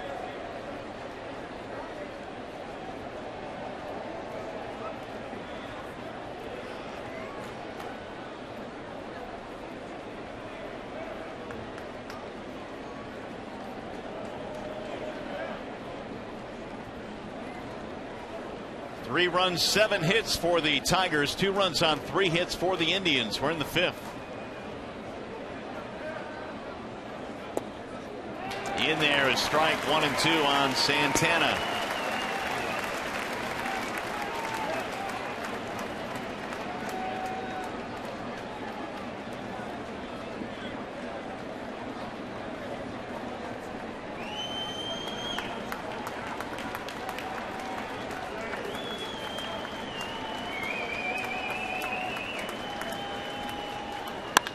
Drill to right field, hit hard, and it's going to be caught by J.D. Martinez. He hit it like a bullet, but straight at him. They'll settle for 1 run. J.D. pitches out of the trouble. Tigers baseball presented by Bell Tire.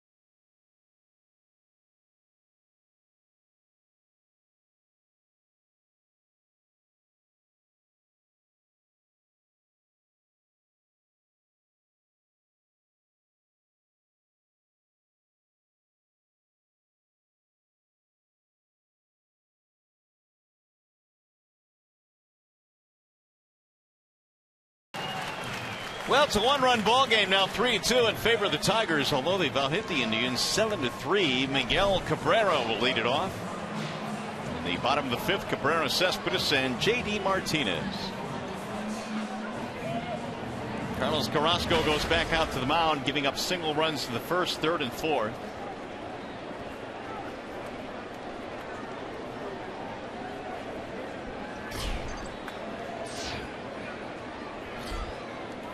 Cabrera singled in a run in the 1st inning, his 44th RBI of the year. And he looks at ball 1 outside from Carrasco.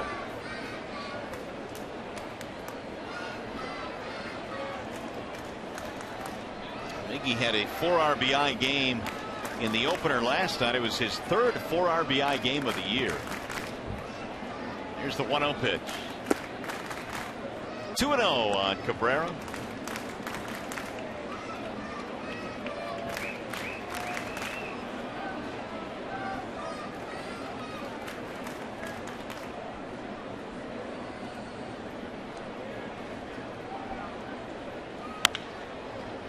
Foul down the 3rd base line. 2 balls, 1 strike. Carrasco back in spring training had some heart palpitations that required him to go on some medication to regulate his heartbeat, and it wasn't long thereafter that the Indians, despite that, signed him to a long 4-year contract. That was in early April. Here's the 2-1. And it's bounced toward 3rd base. Short hop, Urshela can't make the play. Miggy takes the turn. He's going to hold up. Leadoff man on. With a guy like Miggy running after making contact with the baseball, Urshela should have played this ball back. He had plenty of time to wait for a better hop to possibly get the out at first base. But yet he played it into an error.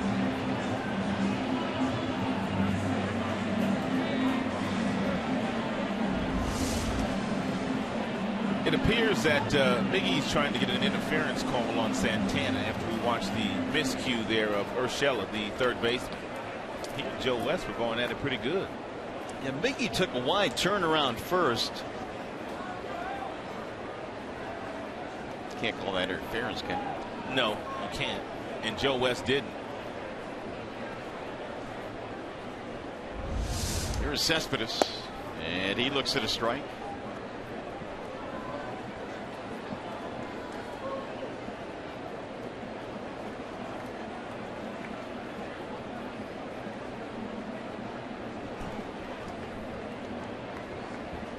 Yoenis with 2 hits already in the game. Backs him out of there. 1 ball and 1 strike. They haven't ruled on that play yet. It's got to be an error, doesn't it? You'd think. Still waiting on the ruling.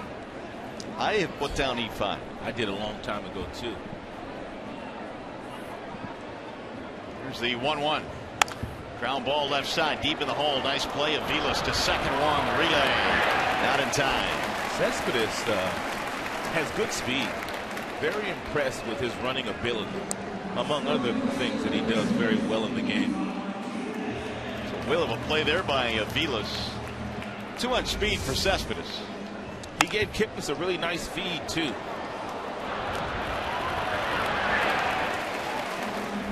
They have ruled that play an error on the Cabrera ground ball. 1 on 1 out. JD Martinez.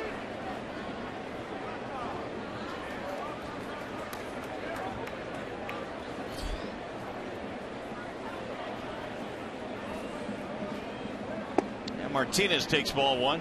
And Michael Bourne in center field is playing a little bit deeper this time around. And JD Bourne his last time up with a double over his head.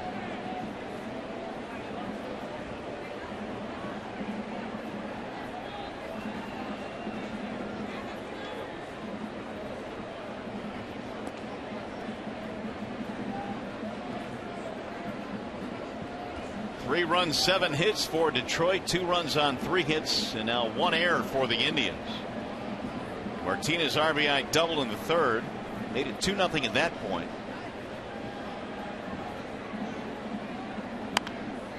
And he popped that one up third base side. Will it stay in play? It will not. Back into the Tigers dugout. Well, the Tigers conclude their weekend series with the Indians tomorrow at 1:08. Sunday Kids Day. All kids 14 and under receive a free JD Martinez poster. For tickets, call 866-66-TIGER or check it out online, tigers.com.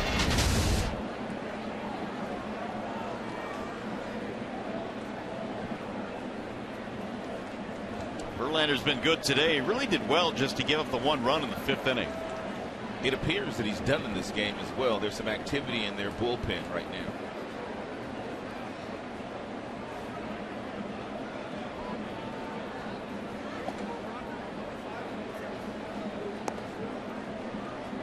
Lane Hardy warming up in the bullpen. Verlander done for the day. And he will give the Tigers 5 innings upon his return. Tigers added another lefty to that bullpen yesterday, Ian Kroll, which is always a good thing when you're going up against the Indians. They have a lot of left-handed bats.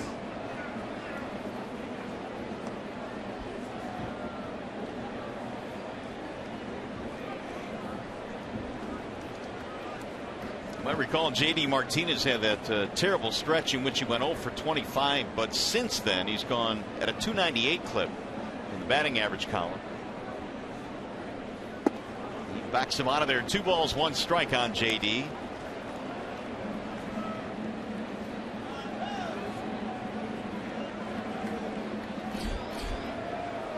Castellanos on deck.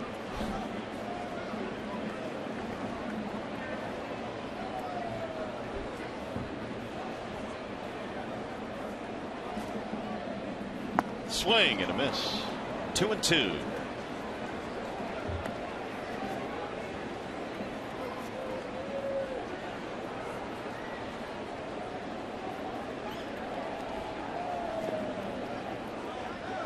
Got to feel pretty good for Verlander, at least to get that first one out of the way. Hopefully his team can hold on for this win. But after 2 frustrating months, JV back on the hill finally today.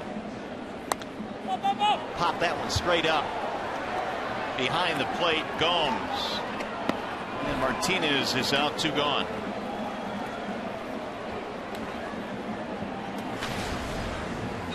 So that'll leave it up to Castellanos.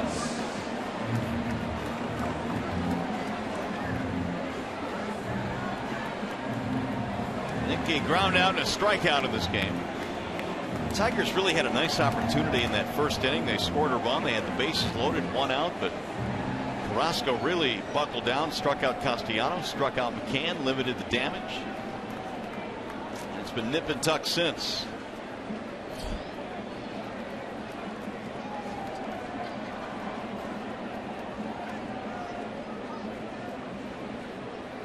Swing and a miss, 0-1. Castellanos so for 5 in the series so far. The series will conclude tomorrow. The final game coming up, and Corey Kluber facing Alfredo Simon.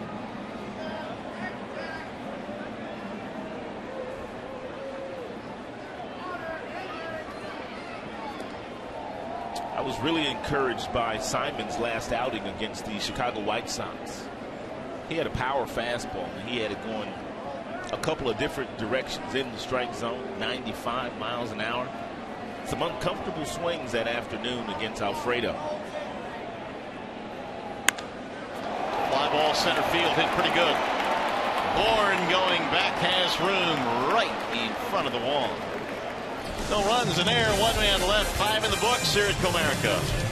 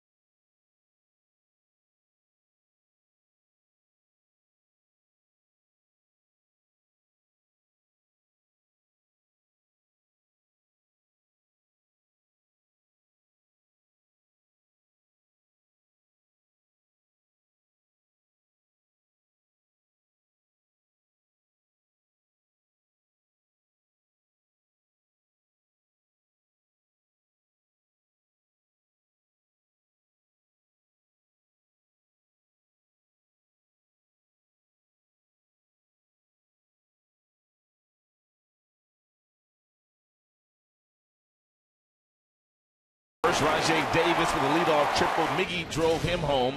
J.D. Martinez, he drove in Cespedes. Cespedes was on first base. He hit it over Michael Bourne's head. The Indians, they got on the board in the 4th. That was a solo shot, the 6th of his career against Justin Verlander. And there's that man again, Rajay Davis, with another double, driving in 1 more run. And Kipnis also drove in 1 for the Indians in the 5th on the sacrifice fly.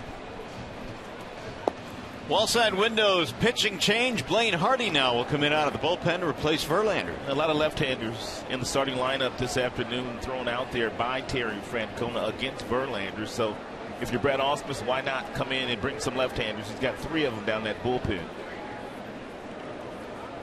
Well, he's got Brantley, Moss, and Murphy starting things off here in the 6th inning. Brantley in the ballgame is 0 for 2, although he was robbed in his first at bat and a great diving play. 3 straight lefties facing the left-hander Blaine Hardy. Brantley trying to extend his 10-game hitting streak. 1-run game right now, 3-2 in favor of the Tigers here in the 6th. Pulled into right field. It's going to get down a base hit, maybe more. Martinez cuts it off on the warning track. Brantley thought about it. He's going to have to dive back into the bag at first. 11-game hitting streak now for Brantley. Brantley is an outstanding hitter, and usually left-handers do not bother him. Not a good breaking ball here thrown by Hardy. It is right at the top of the strike zone, and it is absolutely whistled in the right field by Michael Brantley. Good play by Martinez getting to that ball quickly because Brantley was thinking too, and he's the tying run. Here's Brandon Moss.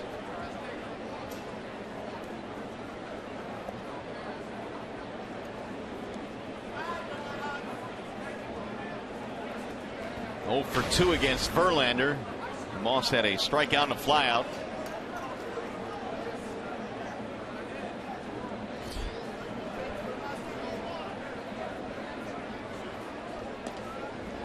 Brantley has 7 steals. He has not been caught yet this year. As a matter of fact, and you go all the way back to last year, and Michael Brantley has stolen 19 bases consecutively without being thrown out.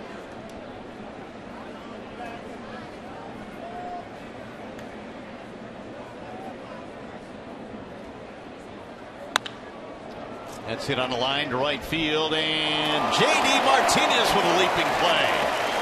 Ooh, that could have been trouble had it gotten over his head. That could have been, would have been trouble. 1 out. J.D. Martinez plays a very deep right field, and that allowed him to make a really nice catch on that ball that was hit extremely hard to right field off the bat of Brandon Moss. First out of the inning, and that'll bring up Murphy. A couple of hard hit balls from a couple of left-handed batters.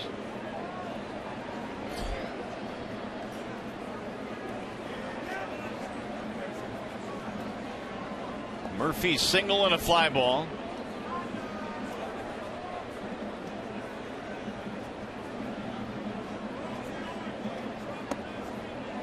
Strike 1 on David Murphy. 3-2, Tigers lead here in the 6th, trying to go up 2-0 in this 3-game series. With the finale tomorrow, the Tigers have the Reds coming it down for a 2-game set. 2 here actually, and then 2 in Cincinnati to start the next road trip.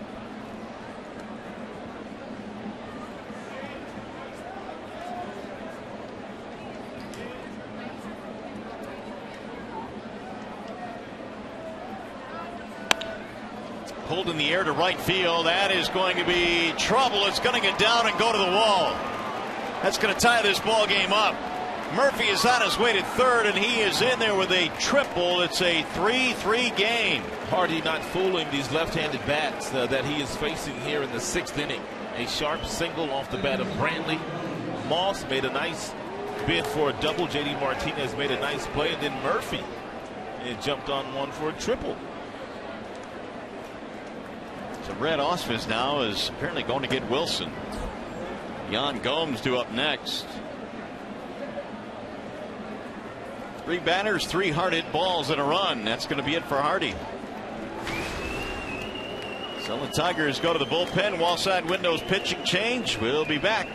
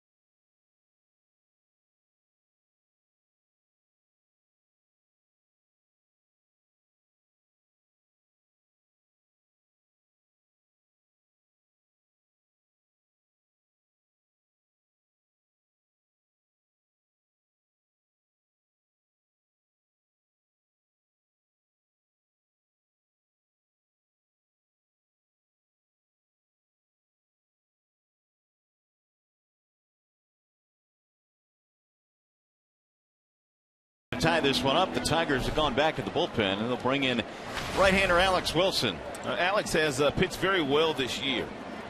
The earned run average is 186. 17 strikeouts. He's only walked 4. Of the 13 runners he's inherited this season, he's stranded 9 of those.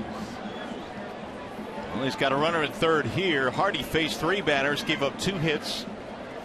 Infield is in now as Gomes looks at a ball high. Line out, fly out for Gomes, who's trying to give the Indians their first lead of the game. And Wilson has a lot of life on his two-seam fastball. It goes anywhere from 89 to 93 miles an hour with a lot of movement. Fly ball in the air toward left field. Cespedes moving back. Runner tagging, catch is made, and that'll put the Indians on top. Sac fly by Gomes. 4th RBI of the year. Murphy comes in to score, and it's 4-3 Cleveland.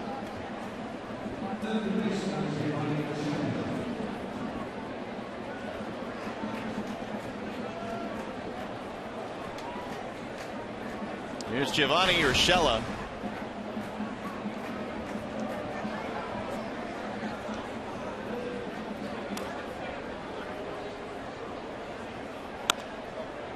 It's popped up. Foul ground. Miggy, long run, not going to get there. In the seats it goes.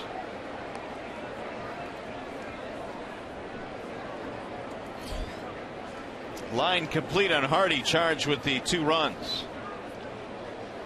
He got only 1 out, 1/3 of an inning.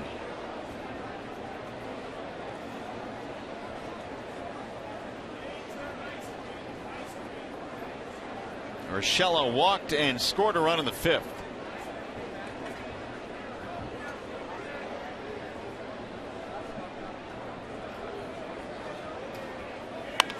Grounded right back to the mound. Wilson will come in, get a couple of outs. Inning over, however, 2 in for the Indians, and we'll go to the bottom of the 6th inning in Comerica.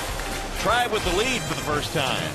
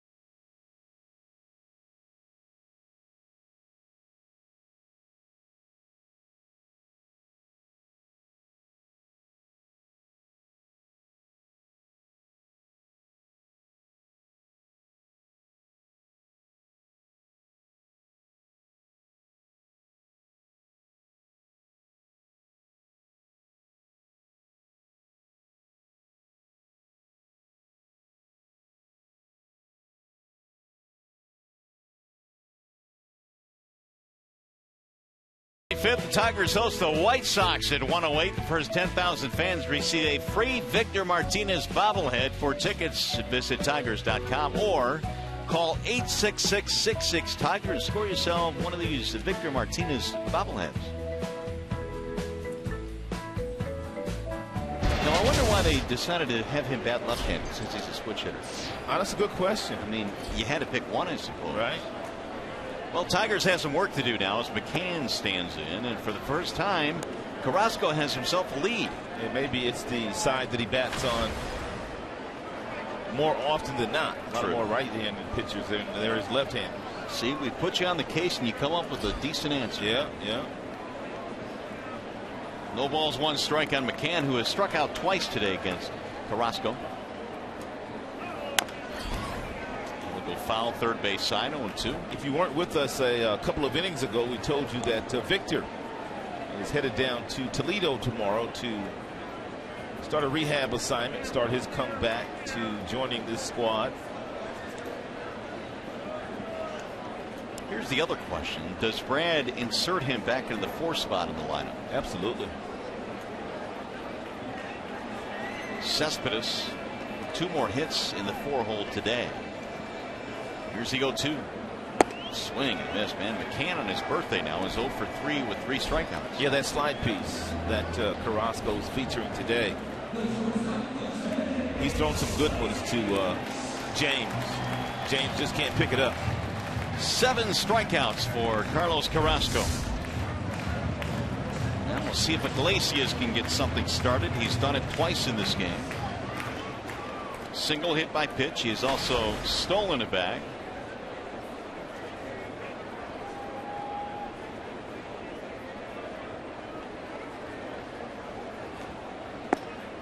Ball low. Iglesias, among all of his talents, is also a very good Nerf basketball player. He and Kinsler have some epic showdowns in the Tigers clubhouse. Kinsler is really good too. Low and away. 2 balls, no strikes.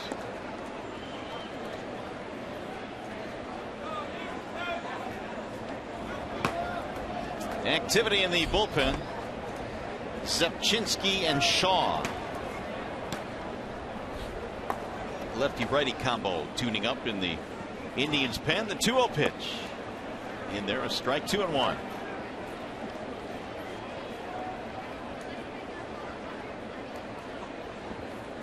So Carrasco now bearing down on 100 for the game. He's had 96 pitches.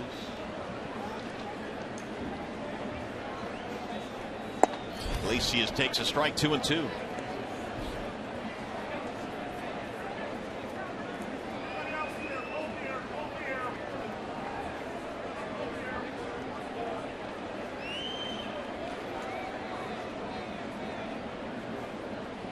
.114 is the most for Carrasco this year.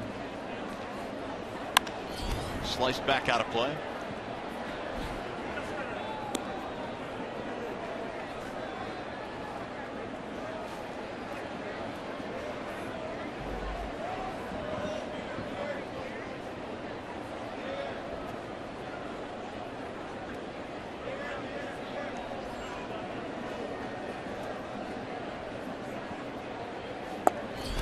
On the outside corner, strike 3. Iglesias took 1 too many.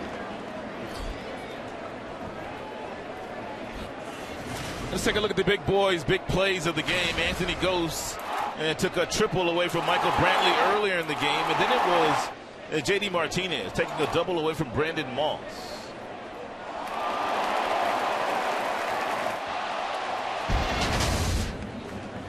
It appears to be it for Carrasco. He gets the congratulations from his manager. 99 pitches in this game. He'll depart. With Anthony Ghost warming up, Zepchinski should be coming in with Ghost 2 up next. So pitching change, and we'll be back.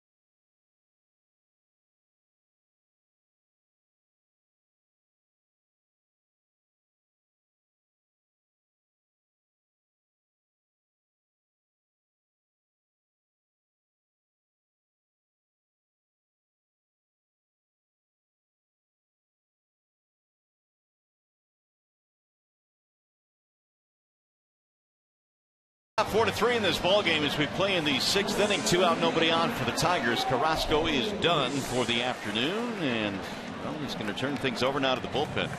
Mark Zepchinski, the left-hander, coming in. And Zepchinski's got a couple of fastballs, 2s and 4s. His four-seamer tops out at about 93 miles an hour. He'll use the slider and the changeup to the right-handed batters, and he throws a lot of sliders to the lefties once he's gotten ahead. Anthony Gose will face Zepchinski here with 2 outs in the 6th.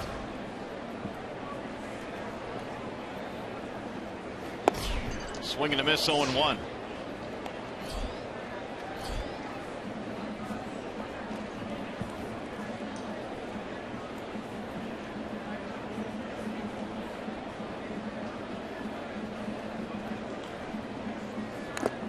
They'll make it 0-2 on Gose.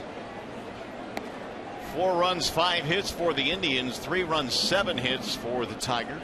And now Anthony Gose is going to have to lay off that big sweeping slider that Zepchinski throws once he's gotten ahead of you.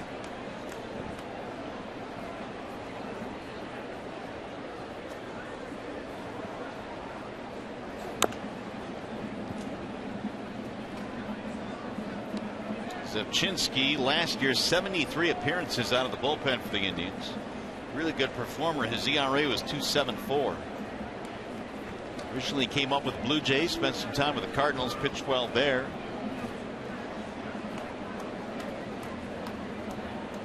Now trying to get the final out of the 6th. Checked it, but he went. Strike 3 called. Gose is out. So are the Tigers. 9 strikeouts for Cleveland pitching today. And we go to the 7th in a 1-run game.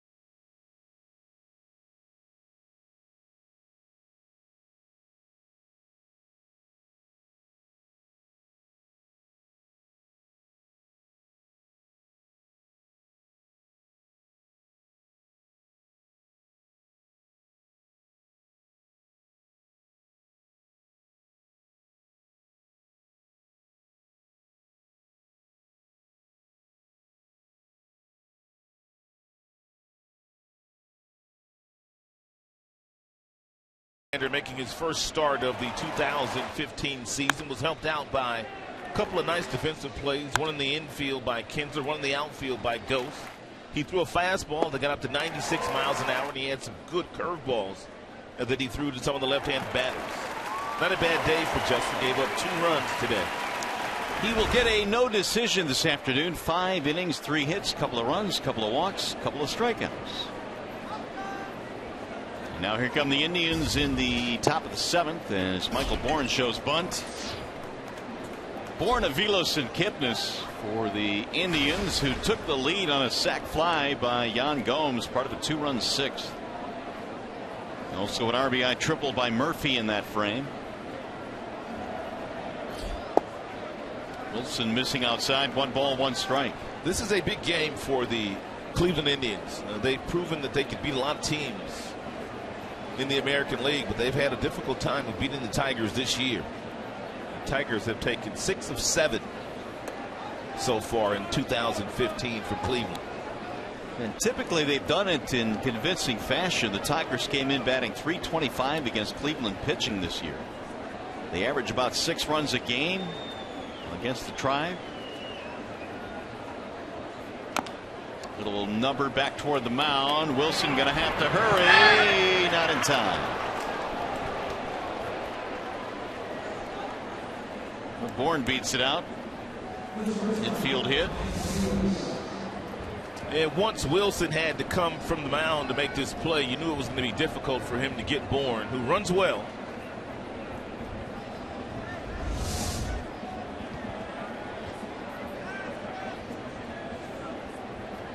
He's going to bring up Mike Aviles.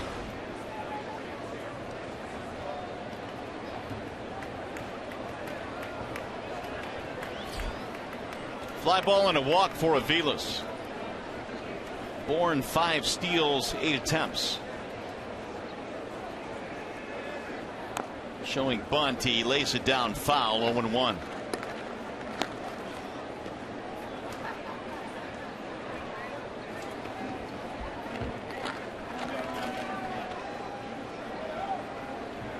Tigers had Verlander for 5. Hardy came on in the 6th, gave up a single, a hard hit ball to right, and then a triple. Wilson had to come out to replace him, got the final 2 outs of the inning.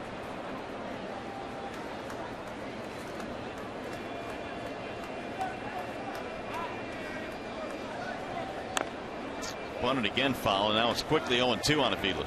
Aviles looks very uncomfortable with those first 2 sacrifice attempts. As a result, he's down in the count 0-2.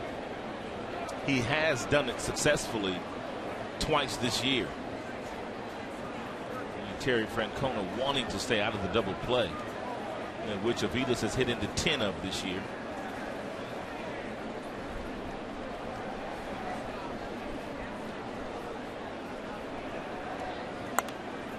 Fouled back out of play. 0-2, the count stays on Mike Aviles. Top of the order, Jason Kipnis waiting on deck. 4 runs, 6 hits for the Indians, 3 runs, 7 hits for the Tigers. We're in the 7th.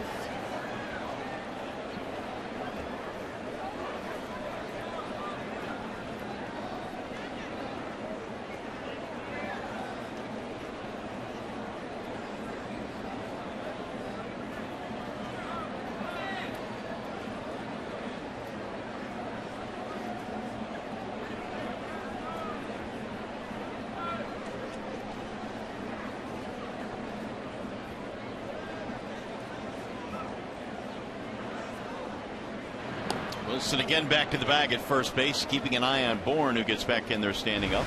And the reason why is Michael Bourne, since 2008, have stolen 295 bases along with Rajay Davis.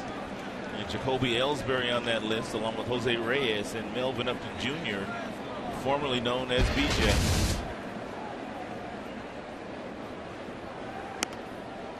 Little pop-up.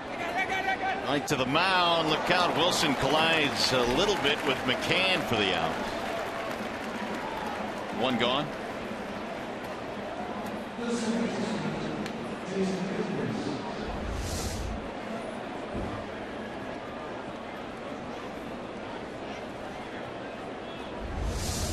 He's going to bring Brad out again. Kipnis is coming up.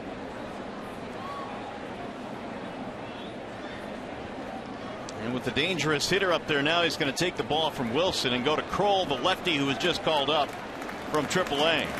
So Wilson is done. We'll step aside. Another pitching change here in Detroit.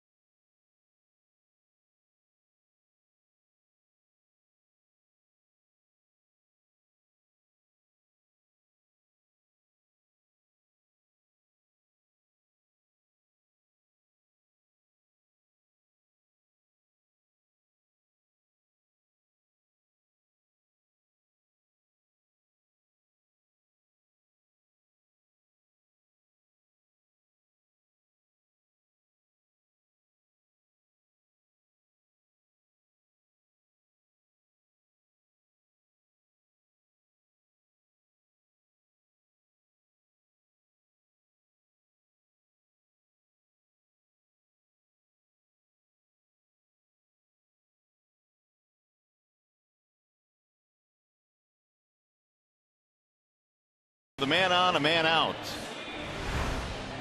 And Kipnis, well, really has been a tale of two seasons. In 2014, bothered by an oblique injury, really had subpar numbers compared to his previous year, but he's back at it this year now. He is performing a lot like he did back in 2013 when he made his first All-Star team. Ian Kroll is the new Tigers pitcher. Kroll made the team out of spring training, and he gave up a few runs very early. He was sent down to the minors to work on his curveball, which he did. And he posted some outstanding numbers down there. He punched out 18 in 14 games, and he had a 1.15 earned run average. And so he comes up in a series against the Indians, which has a lot of left-handed batters. He'll face one right here in Jason Kipnis. He's got a fastball that will top out at 95. Most of the fastballs at 93. But it's been his curveball that has been the pitch for him against left-handers.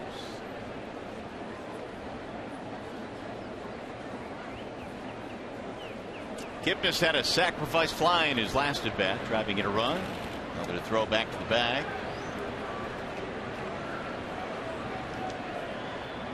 Keep a very close eye on Bourne.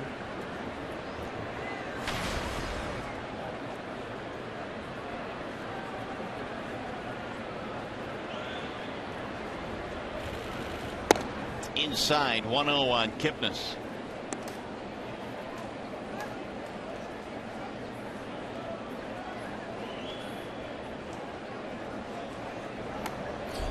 Action in the bullpen. Brian Shaw warming up, still throwing for Cleveland.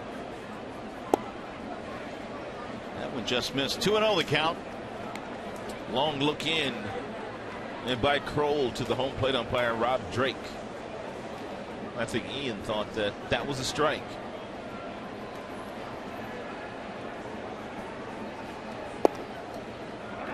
That one is called a strike. 2-1.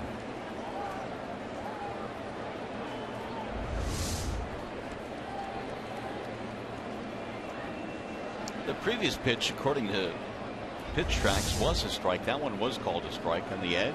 Yeah, that's why Kroll was beefing. Ground ball right side, going to find a hole. Base hit. Bourne is on his way to third. He'll make it safely, and the Indians now have runners at first and third. Ian Kroll's best pitch is the curveball, but yet he threw 4 straight fastballs to a dangerous hitter in Kipnis.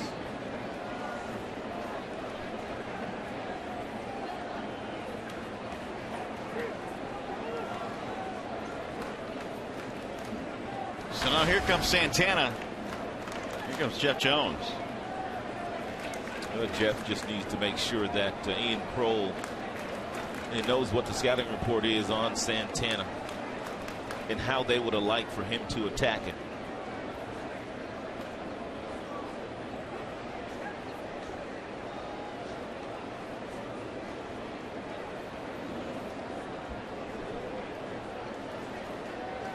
Here's our Nissan drive of the game. Back in the 4th inning, a solo shot off the bat of Carlos Santana.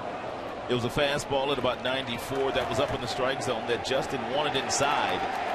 It leaped back over the heart of the plate, and Santana played long ball. 7th of the year for Santana. That is his only hit so far today. Little bat righty against the lefty Kroll. First and third with 1 out.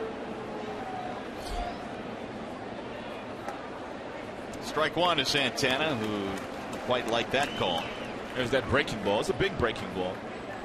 It started up and out of the strike zone and ended up at the bottom of the strike zone.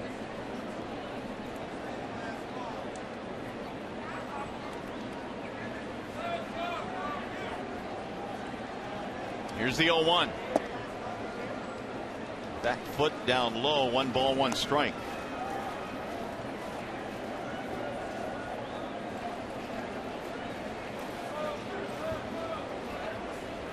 Ian Kroll replacing Wilson, who started the inning. Tigers have gone a little bit deeper into their bullpen today.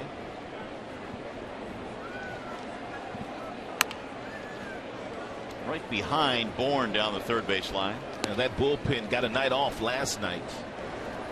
David Price threw a complete game and only needed 93 pitches to do so. Albuquerque loosening in the Detroit bullpen. Tigers play an afternoon game here tomorrow, and then Vanderbilt. And David Price's alma mater is playing a night game in Omaha, so he's going to head to the College World Series. Nice.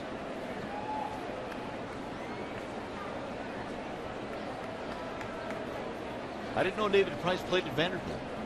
You didn't? I'm just kidding. It's all over Twitter every day. They're out there. Kroll, another toss to first base where Kipnis is residing. Only one out. 4-3 Indians lead. We're in the seventh.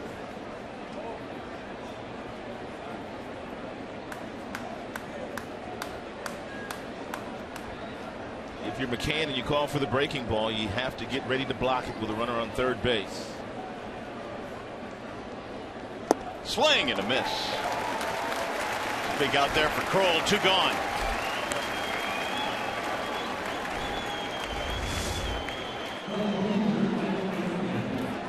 It's a breaking ball at 88. Slider.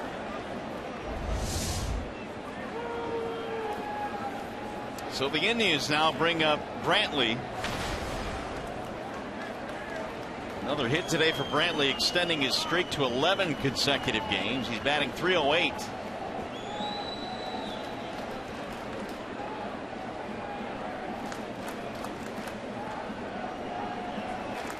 Brantley should have 2 hits on the day, but he was robbed by Ghost in the first inning. Michael Brantley should make his second All-Star team this year as well. Made the team last year for the first time. Having another solid season in the outfield. He was so good last year, it took years from Trout and Victor Martinez to take the MVP away from him. Finished third. Yeah.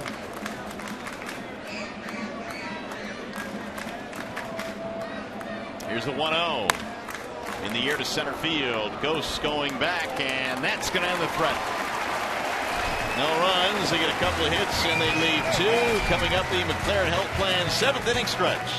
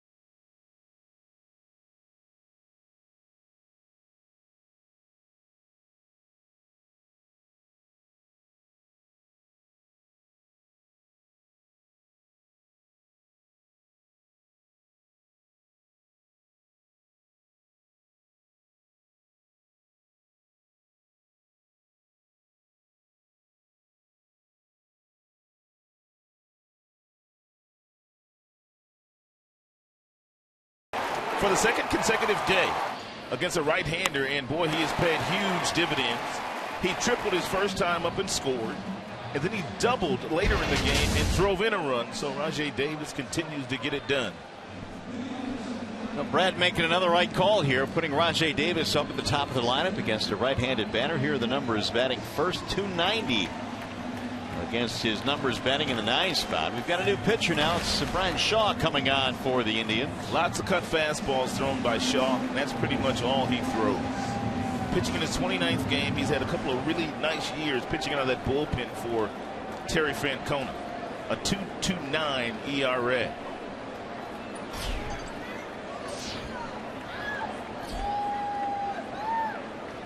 Davis showing bunt, looks at a strike.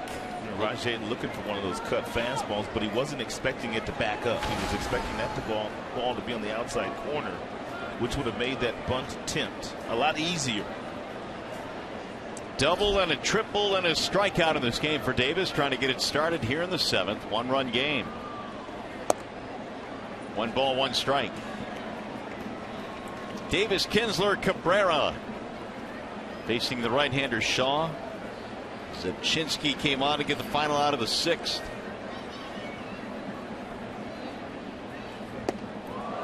That almost hit him. Down goes the bat for Rajay.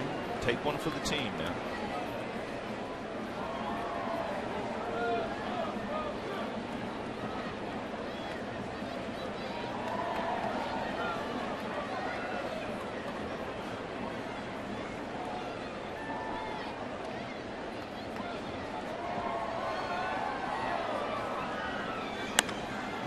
Fly ball in the air to center field, hit well. Bourne going back, and he runs it down right in front of the wall.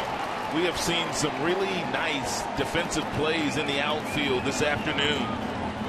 Anthony Gose, J.D. Martinez, and now Michael Bourne, who has won a couple of Gold Gloves when he was playing in the National League. He got a great jump on this ball and ran it down at the base of the out-of-town scoreboard. Rajay hit the tar out of that ball. That's about as far as Rajay can hit a ball in that direction.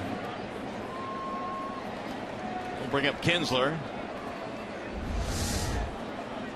Both teams with 7 hits in this game. The difference, the Indians have 4 runs. They got 2 in the 6th to go ahead. Strike called on Kinsler. Shaw uses that cut fastball to his advantage. He starts it at the left hip with the right-handed batter and ends up on the corner. And then some he starts right down the middle that end up about an inch or 2 off the plate outside. You got an example of both of those in the last 2 pitches thrown by Shaw.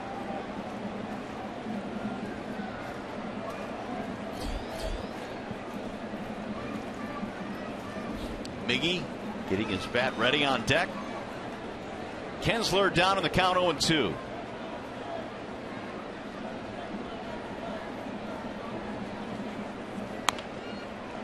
He fought that one off back into the dugout.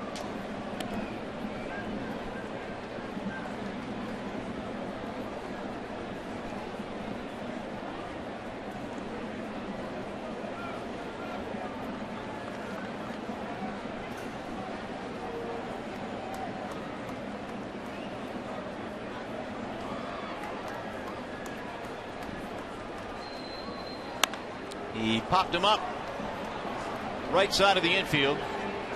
Kipnis coming in, calling for it, and there are 2 gone. That'll bring up Cabrera.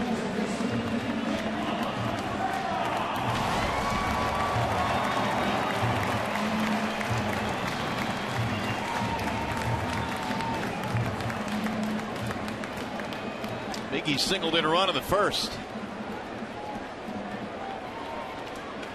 Hitting .300 in his career against Shaw. He has not homered in his career. He has 3 strikeouts.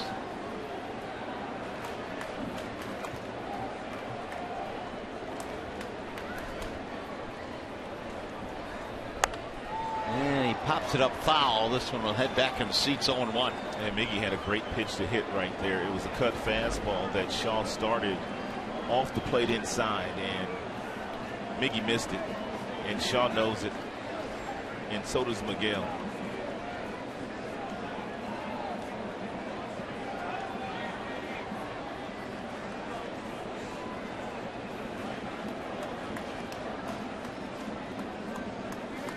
Breaking ball is in there, a strike, and it's 0-2.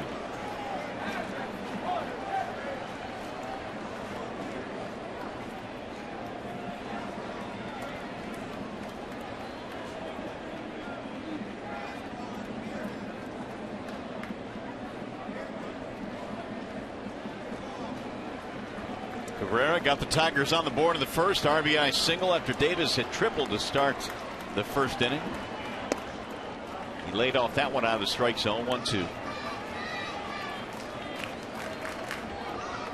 And then Miggy also reaching on an error in the fifth, but the Tigers could not get him home. Cespedes waiting on deck. Pulled towards short. Ooh, what a play there by Felix. His throw. Got to pull him off the bag. It'll be a base hit for Cabrera with 2 outs.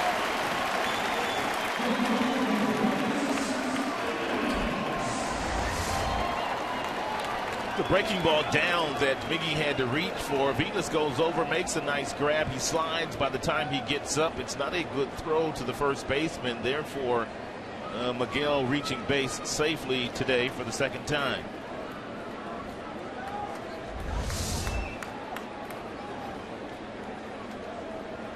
Tying run is on. Here is Cespedes.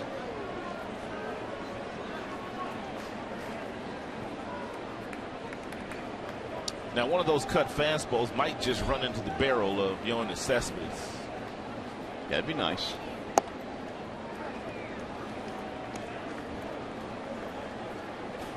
No balls, 1 strike.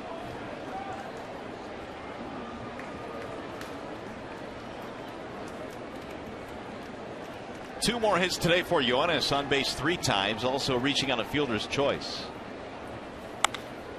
High fly ball center field. Bourne is back, and center field swallows that one up. No runs to hit. 1 man left. We go to the 8th.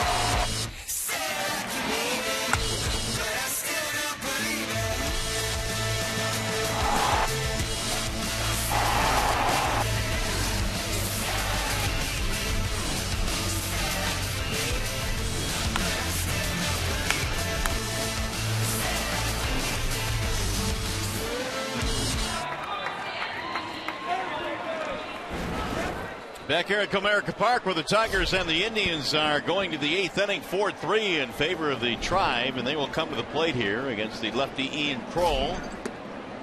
First batter he will face is another lefty, Brandon Moss. Moss, Murphy, Gomes in the 8th in a 1-run game.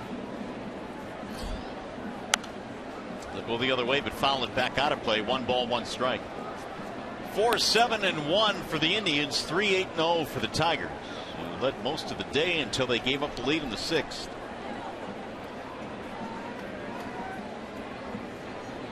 Kroll trying to make sure this stays a 1-run game. Another one back out of play, 1-2. Second stint of the year for Kroll with the big club. He had a great spring training. Basically won and that left-hander's job in the Tigers bullpen out of spring training. Ball high, 2-2. 45 games last year for the Tigers in his first season after coming over in the Doug Fister deal.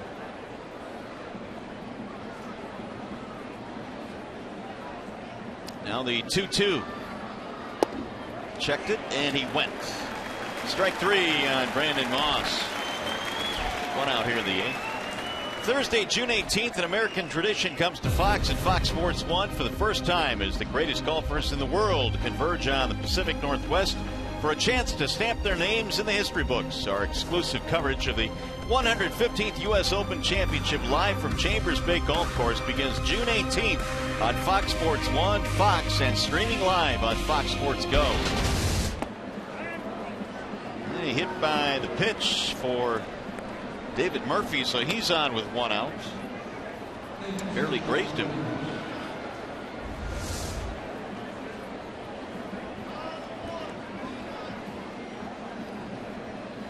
That's going to be it for Kroll, it appears. Ausmus coming out.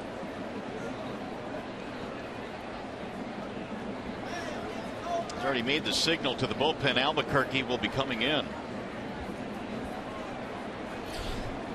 So is the Tigers.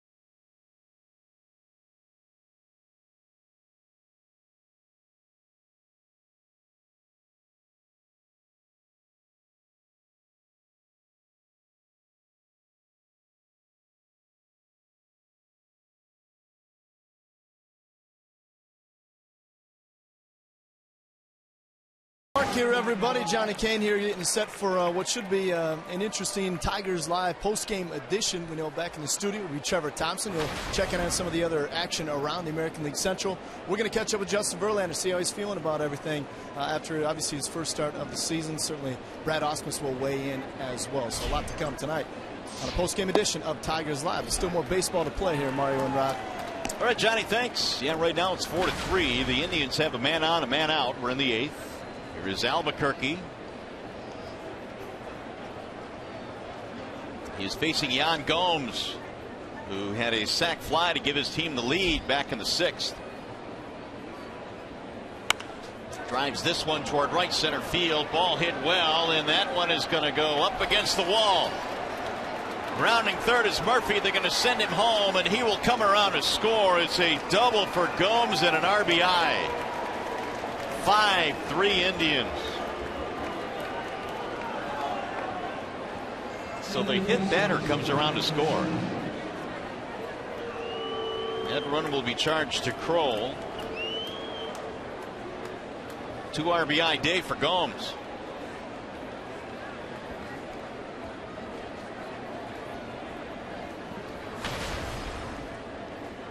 Here's Giovanni Urshela. Walking a run score to this game for Urshela.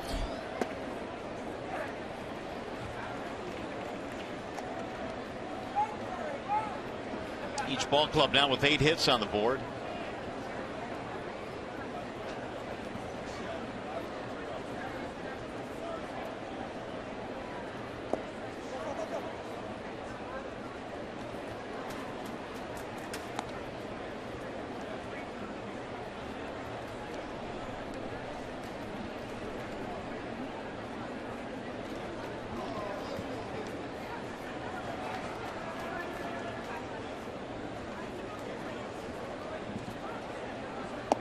swing and a miss. 1-2 on Urshela.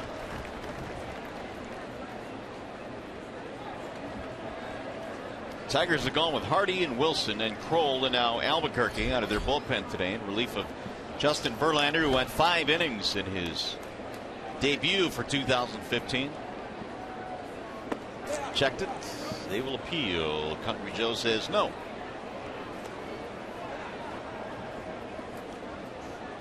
Two balls, 2 strikes on Giovanni Urshela.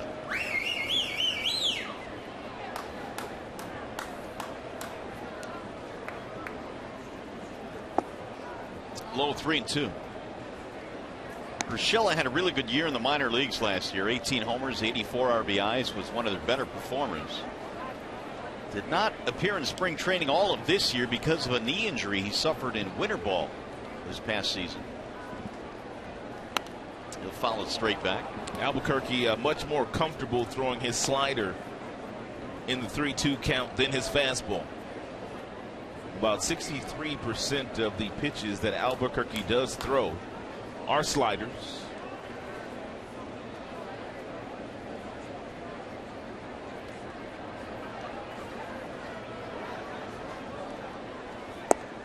And he lost in ball 4, so Albuquerque comes on, gives up a double and a walk. 3 straight Indians have reached. That'll bring up Michael Bourne.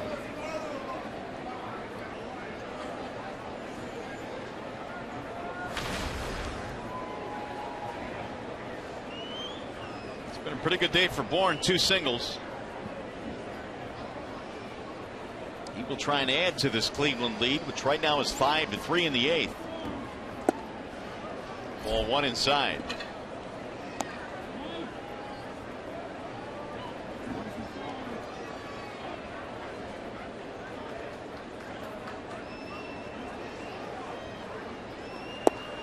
That's in for a strike. 1-1.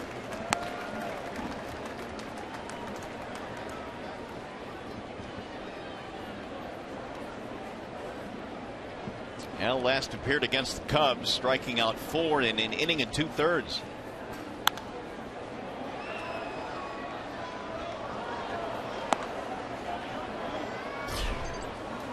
We're at Comerica Park in downtown Detroit. Tigers and Indians game 2 in this series. Mario and Rod, glad you are with us here today.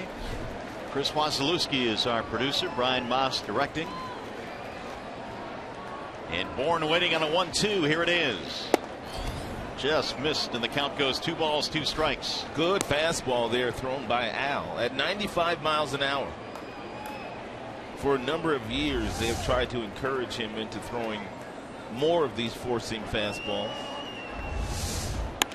Bourne slices one toward left. It is going to be caught. Quick throw back to second, and a double play. He's got an absolute gun from the outfield, and he threw that ball off backwards. And so the Indians settled for 1. Yoenis Cespedes with the basket catch. And he doubled him up.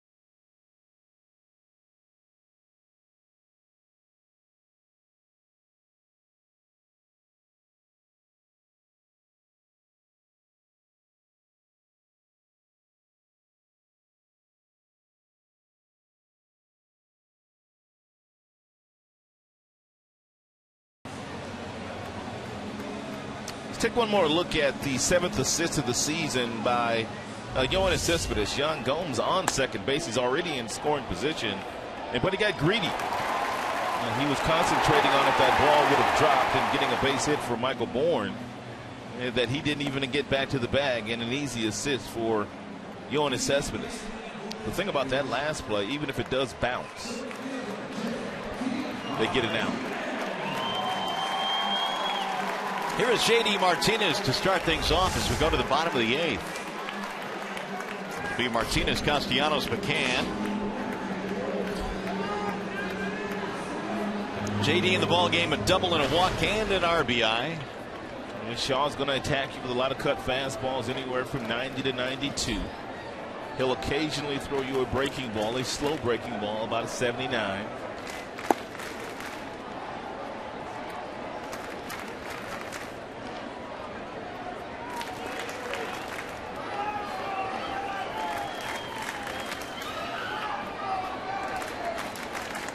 Shaw ready with the 1-0. Swing and miss. There's that slow bender.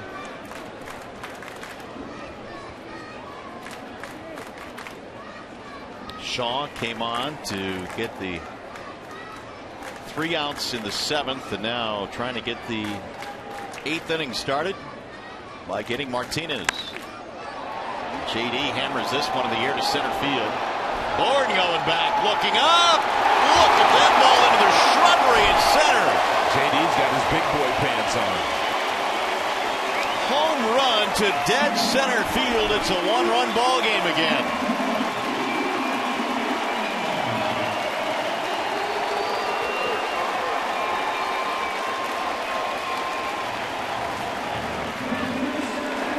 His 11th of the year.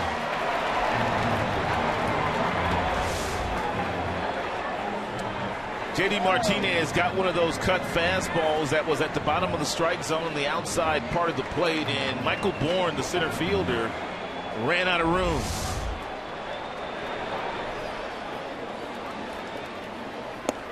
Castellanos takes strike 1. As much power as JD Martinez has, that's his first home run over that center field wall, over the 420 sign. Read JD's lips, said, I didn't think that was going out. He was asking somebody on the bench. I didn't think it was going out either when it left his bat. Did you? No, and there's no wind to help it out. But I kept watching Bourne thinking, well, he's still running. It found a way to crawl over that center field wall. Ball is carrying well here today. Not to disrespect JD Martinez at all, but Cespedes hit a ball last half inning that took Bourne all the way to the warning track. Rajay Davis hit a ball very deep to right center field. He doesn't normally hit balls that far.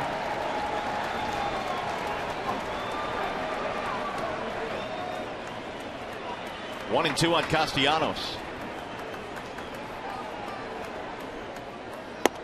Got him, strike 3. Nick didn't like it, but he's out of there. 1 gone. First strikeout for Shaw since coming into the ball game.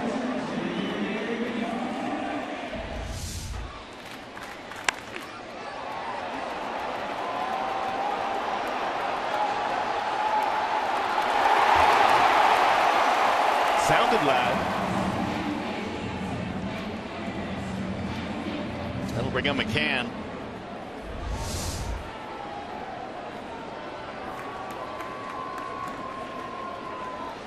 James 0 for 3, 3 strikeouts in this game.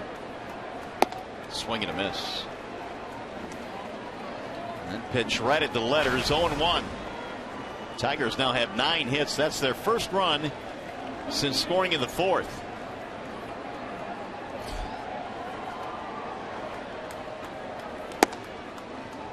One ball, 1 strike.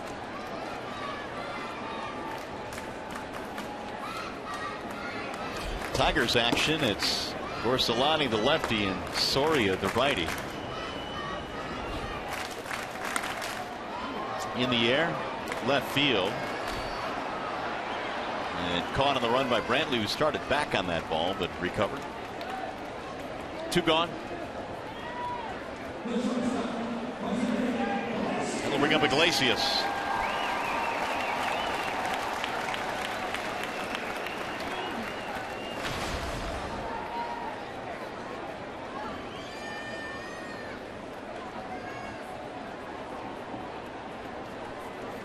Fourth home run surrendered this year by Shaw.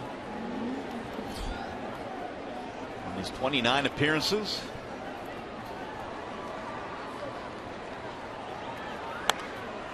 Iggy fouls it back out of play, 0-1. Hit by a pitch, stole a base, and scored a run back in the fourth. Also has a single in this game.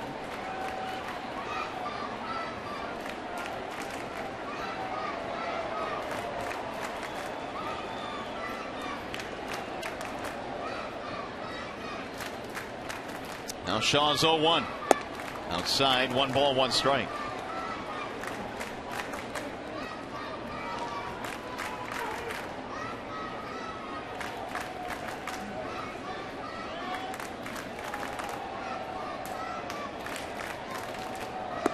Shaw slings another one home that bounces in, 2-1. Indians, when we get to the 9th inning, will have a Velas Kipnis Santana. And now time is called. Here comes Mickey Callaway. Well, Mickey Callaway does not want Shaw messing around. He knows that if 1 or 2 more hitters get on base, you're going to have to see Mickey in the 9th. So he wants him to attack Iglesias. Fans, remember to follow the Tigers all season long in 2015 with MLB.com at Bat. It's the #1 app for live baseball. At Bat is up to the moment at any moment. With in-game highlights, live look-ins, replay reviews, StatCast, radio broadcast, and a whole lot more. Get MLB.com at Bat on your smartphone or your tablet.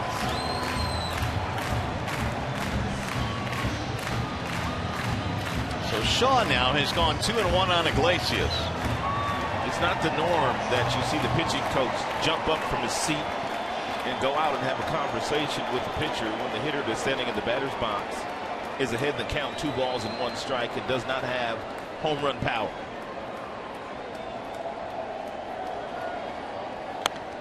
Fouled away, 2-2. The Tigers would need 1 more base runner to ensure that Cabrera would come up in the 9th inning. And in a 1-run game, at least at this point, that is huge. Ghost waiting on deck.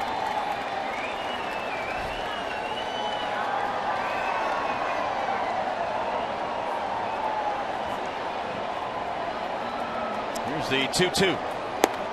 Off the plate, 3-2 now on Iglesias.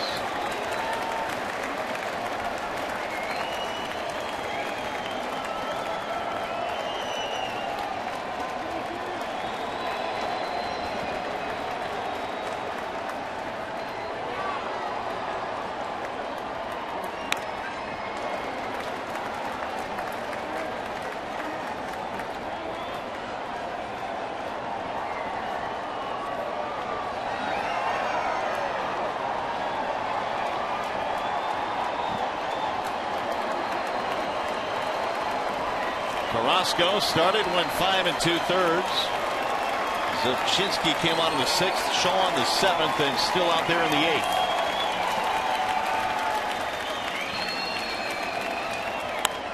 And a little floater into right field, base hit. Do it, Iggy.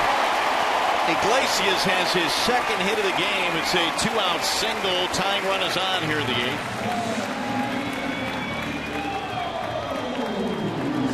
He continued to get cut fastball after cut fastball from Brian Shaw, and then finally goes down to the bottom of the strike zone on a pitch that's a couple of inches off the plate and slices it the opposite way.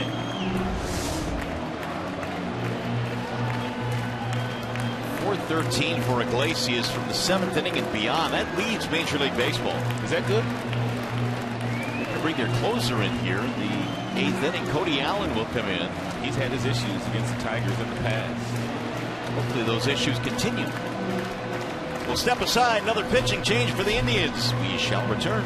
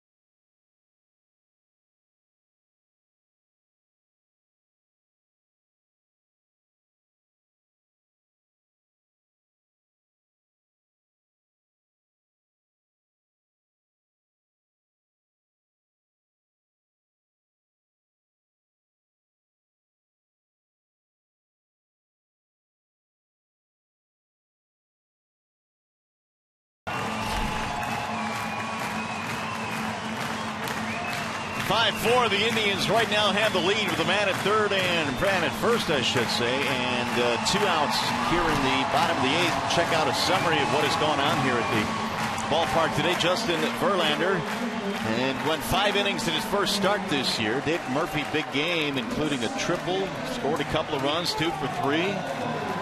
Martinez is homered here in the 8th to make it a 1-run game, and now the Indians have gone to their closer. It'll be Cody Allen. And Cody Allen has but 2 pitches. He's got a fastball that tops out at 95, and then he has a curveball he throws at about 85 miles an hour, so he has 10 miles of differential in between those 2 pitches as far as the speeds are concerned. Anthony Gose stands in for the Tigers, and he lines one to center field. Base hit. First and second for the Tigers with 2 outs.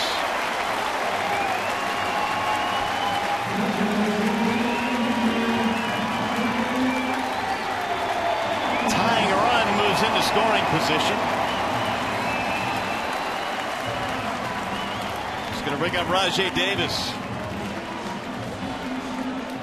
Allen's splits were actually better against lefties. They were batting just 149 against him coming in. Rajai has done, Gose has done his best work this year against right-handed pitching, too. Now the crowd making some noise here. It's a sellout crowd at the ballpark. Davis will stand in with 2 on and 2 out.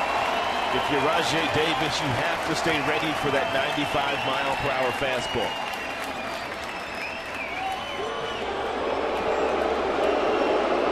Tigers today 2 out of 7 with men in scoring position. We told you that Cody has had his issues against the Tigers in the last 5 games. He has given up 8 earned runs. He has walked 5, struck out 2, and he has lost 2 games.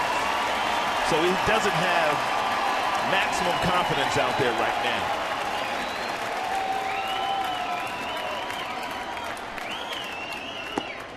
Ball 1 to Rajai Davis.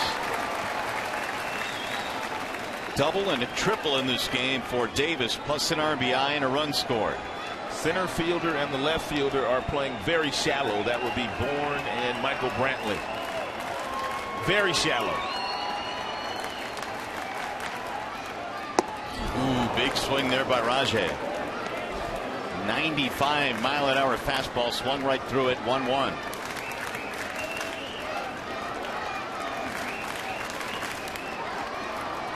Cody Allen replacing Brian Shaw here in the 8th.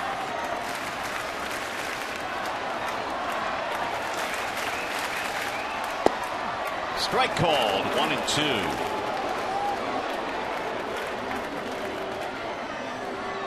That last curveball was absolutely nasty.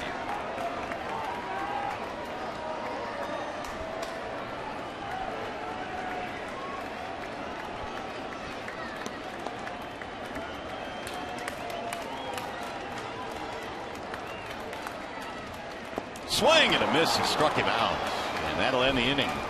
So the Tigers will settle for 1 run to draw a little bit closer. It's a 5-4 ball game as we go to the 9th at Comerica.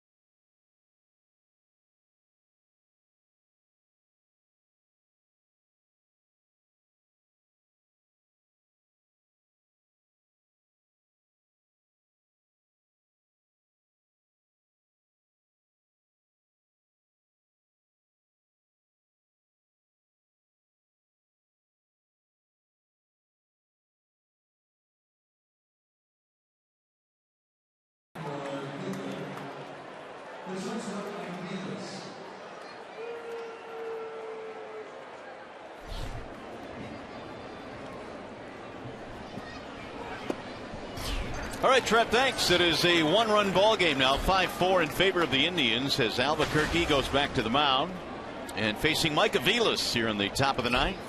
And he misses high and in. 1-1 strikeout Aviles. He'll be followed by Kipnis and Santana. Way outside, 2 balls, 1 strike. Each ball club getting a run in the 8th. Tigers have left 9 men on pace in this game tonight, or today. Here's the 2-1. 2-2 on Aviles. That's a good pitch by Albuquerque. Aviles looking for the fastball on the 2-1 count, and a nice slider thrown by Albuquerque, located beautifully. Down and away.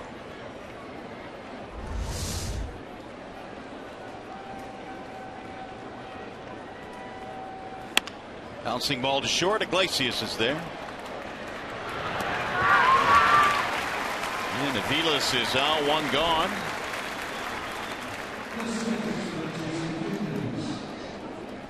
We'll bring up Kipnis.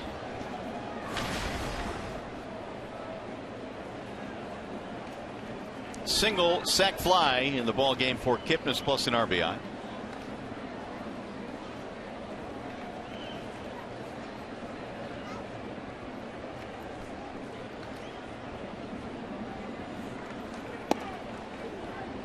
Little high, 1 ball, no strikes. Tigers will have some thunder when we get to the bottom of the ninth. Kinsler, Cabrera, Cespedes, and then if anybody gets on, JD Martinez. 2-0 on Kipnis.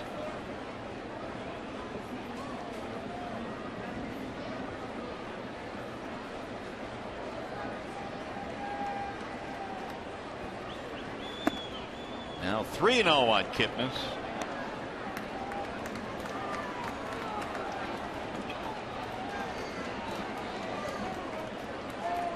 Albuquerque surrendered an RBI double in the 8th. Here's a strike call, 3-1.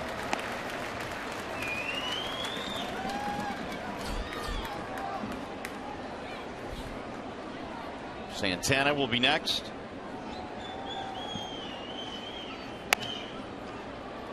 That'll head down the corner left side. Cespedes running out of room.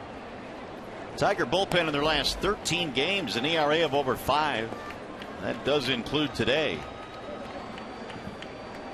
They've gotten dinged up a little bit lately.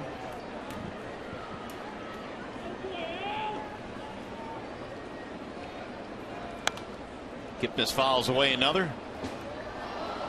Tigers about hit the Indians today, 11-8. But Detroit has stranded 9.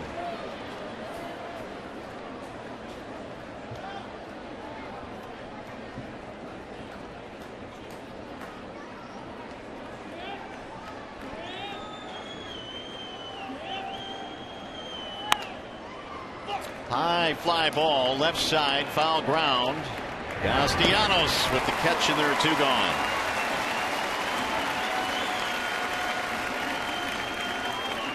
Two up, 2 down, and now Santana.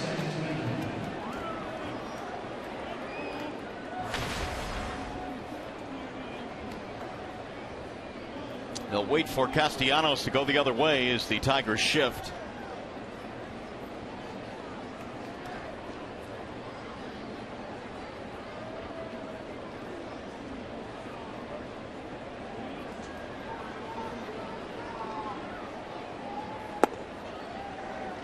Ball 1 to Carlos Santana. Home run against Verlander back in the 4th. It was his 7th long ball of the year.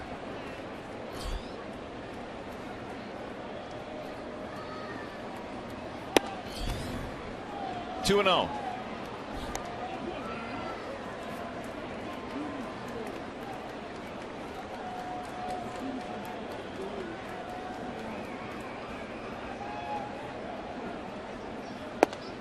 Three and 0 now on Santana. Back-to-back hitters that Albuquerque has gone 3-0 on.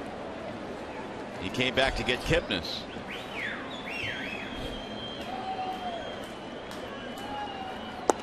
He's taking ball 4. That'll put a runner aboard with 2 outs.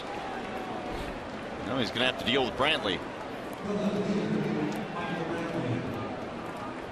Second walk for Albuquerque. Here comes Brandt again.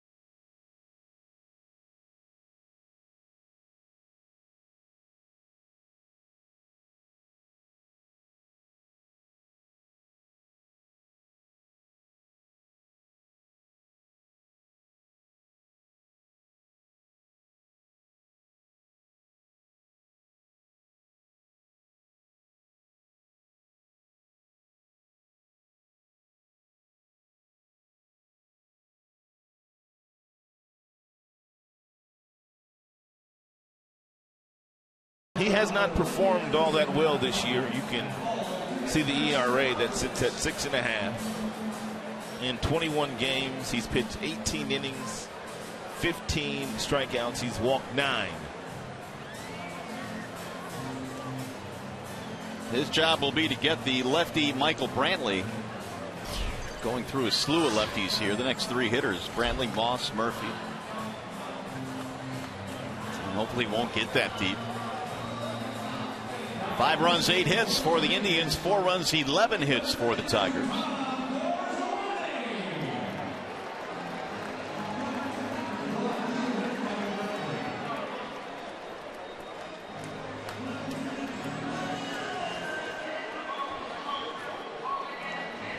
Zalati becomes the 5th pitcher used out of the bullpen by the Tigers today.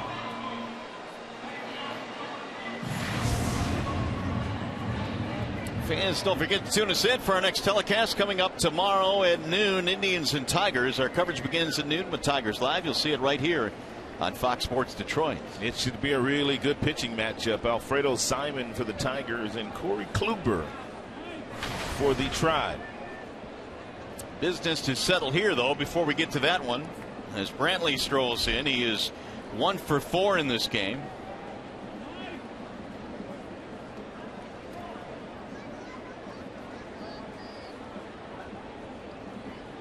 Zalati throws one off the glove to the backstop. That'll send Santana to second base. If I was Brad, I would put Brantley on here. I'd rather go after Moss than go after Brantley with the base open. Yep, I can't say that I disagree. It's a wild pitch to advance the runner. Much rather go after Moss. And they're just going to put him on now with first base open.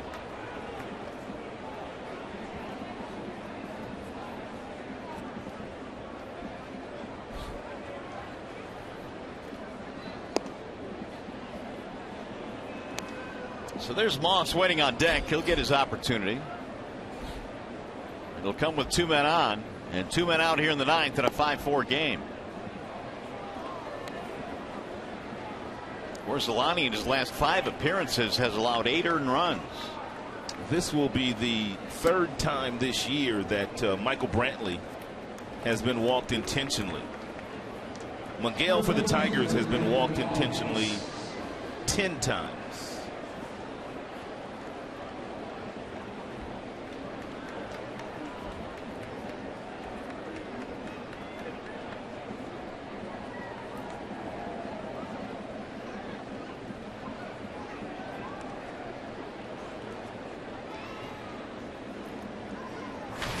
So here is Moss. He has struck out a couple of times in this game, 0 for 4. 2 on and 2 out. And Moss looks at ball one.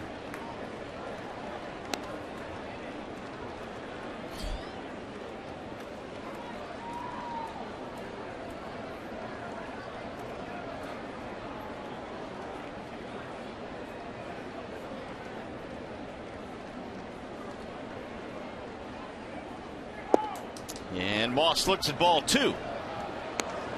Another left-handed bat. Murphy is waiting on deck. Awfully dangerous here if you're Barzilani to throw Moss a fastball. You may not have any other choice, but it's going to be dangerous.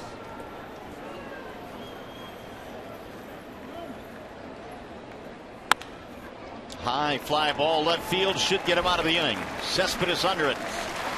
And that is that. They threaten but do not score. 2 men left on base. We're headed to the bottom of the ninth.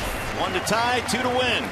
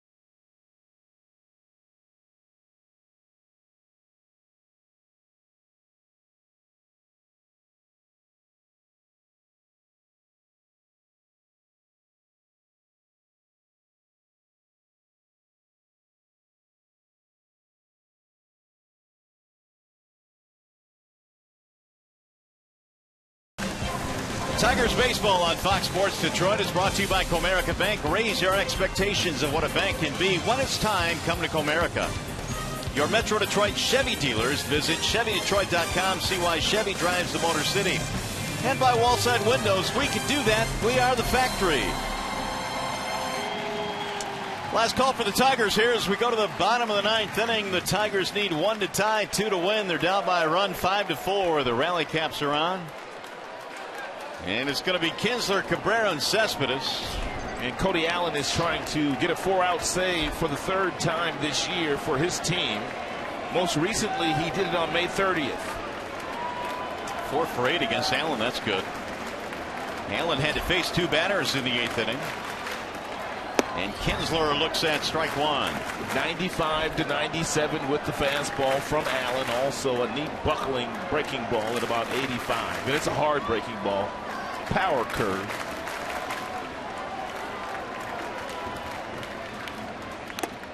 Fouled off the mask, and the count goes 0-2.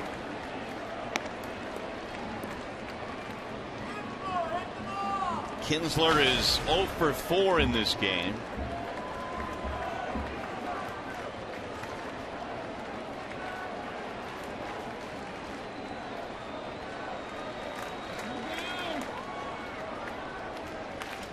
Now Allen with the 0-2. High, wouldn't chase, 1-2.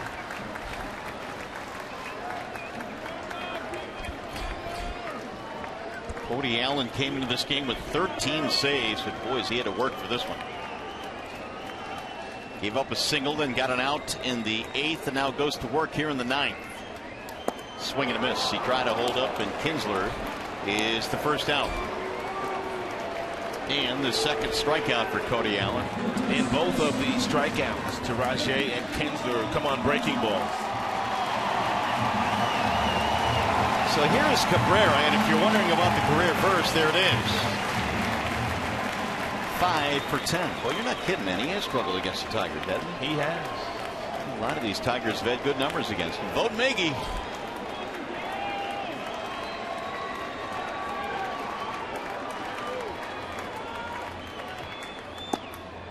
Strike one on Cabrera.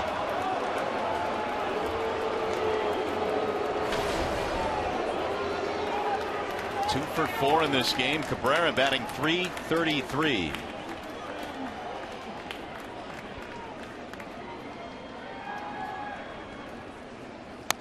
Fouled back, and now he's in the hole 0-2. Yeah, good rip at 95. Fouled straight back by Miggy.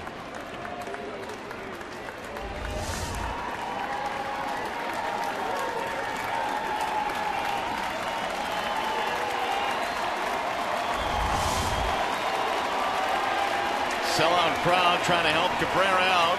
41,000 plus. Way high. 1-2.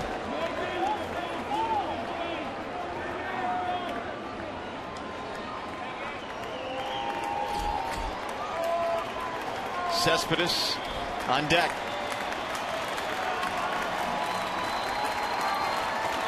Here's the 1-2 offering. Ooh, he went around, I believe. No, he didn't. Man, was that close. Country Joe said he held up. Terry Francona not happy about that.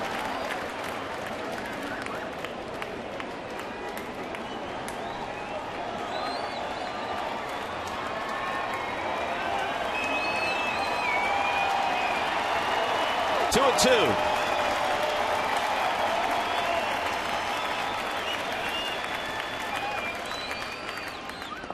Now 3 balls and 2 strikes. Here's that previous pitch, the check swing that he was given the benefit of the doubt on, to say the least. Full count.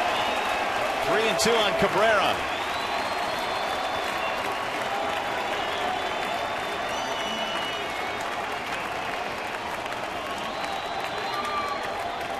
Another curveball. And he missed with it. Ball 4 puts Cabrera on. Tying run is aboard. And bring up Cespedes.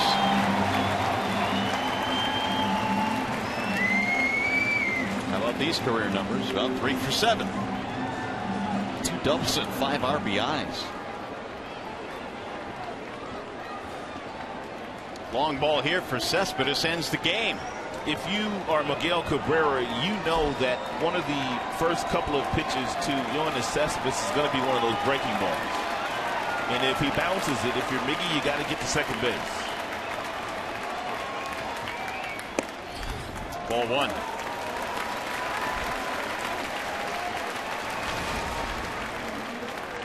Two for 4 for Cespedes. 2 singles. He has scored a run. The average at .305. Batting about .335 since Ausmus put him in that number 4 spot, the cleanup spot.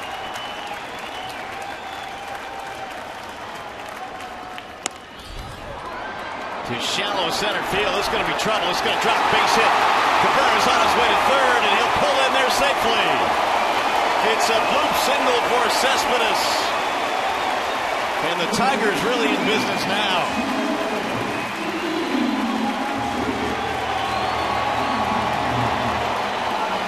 Cleveland outfielders are playing very deep, respecting the power of Cespedes. He got jammed, and he hit one out in no man's land. No one could get it. Not Kipnis, not Bourne, nor Murphy. Moss in the outfield. Great base running here by Miggy. Good instincts. He knew they were playing deep, and there was not going to be a play on him at third.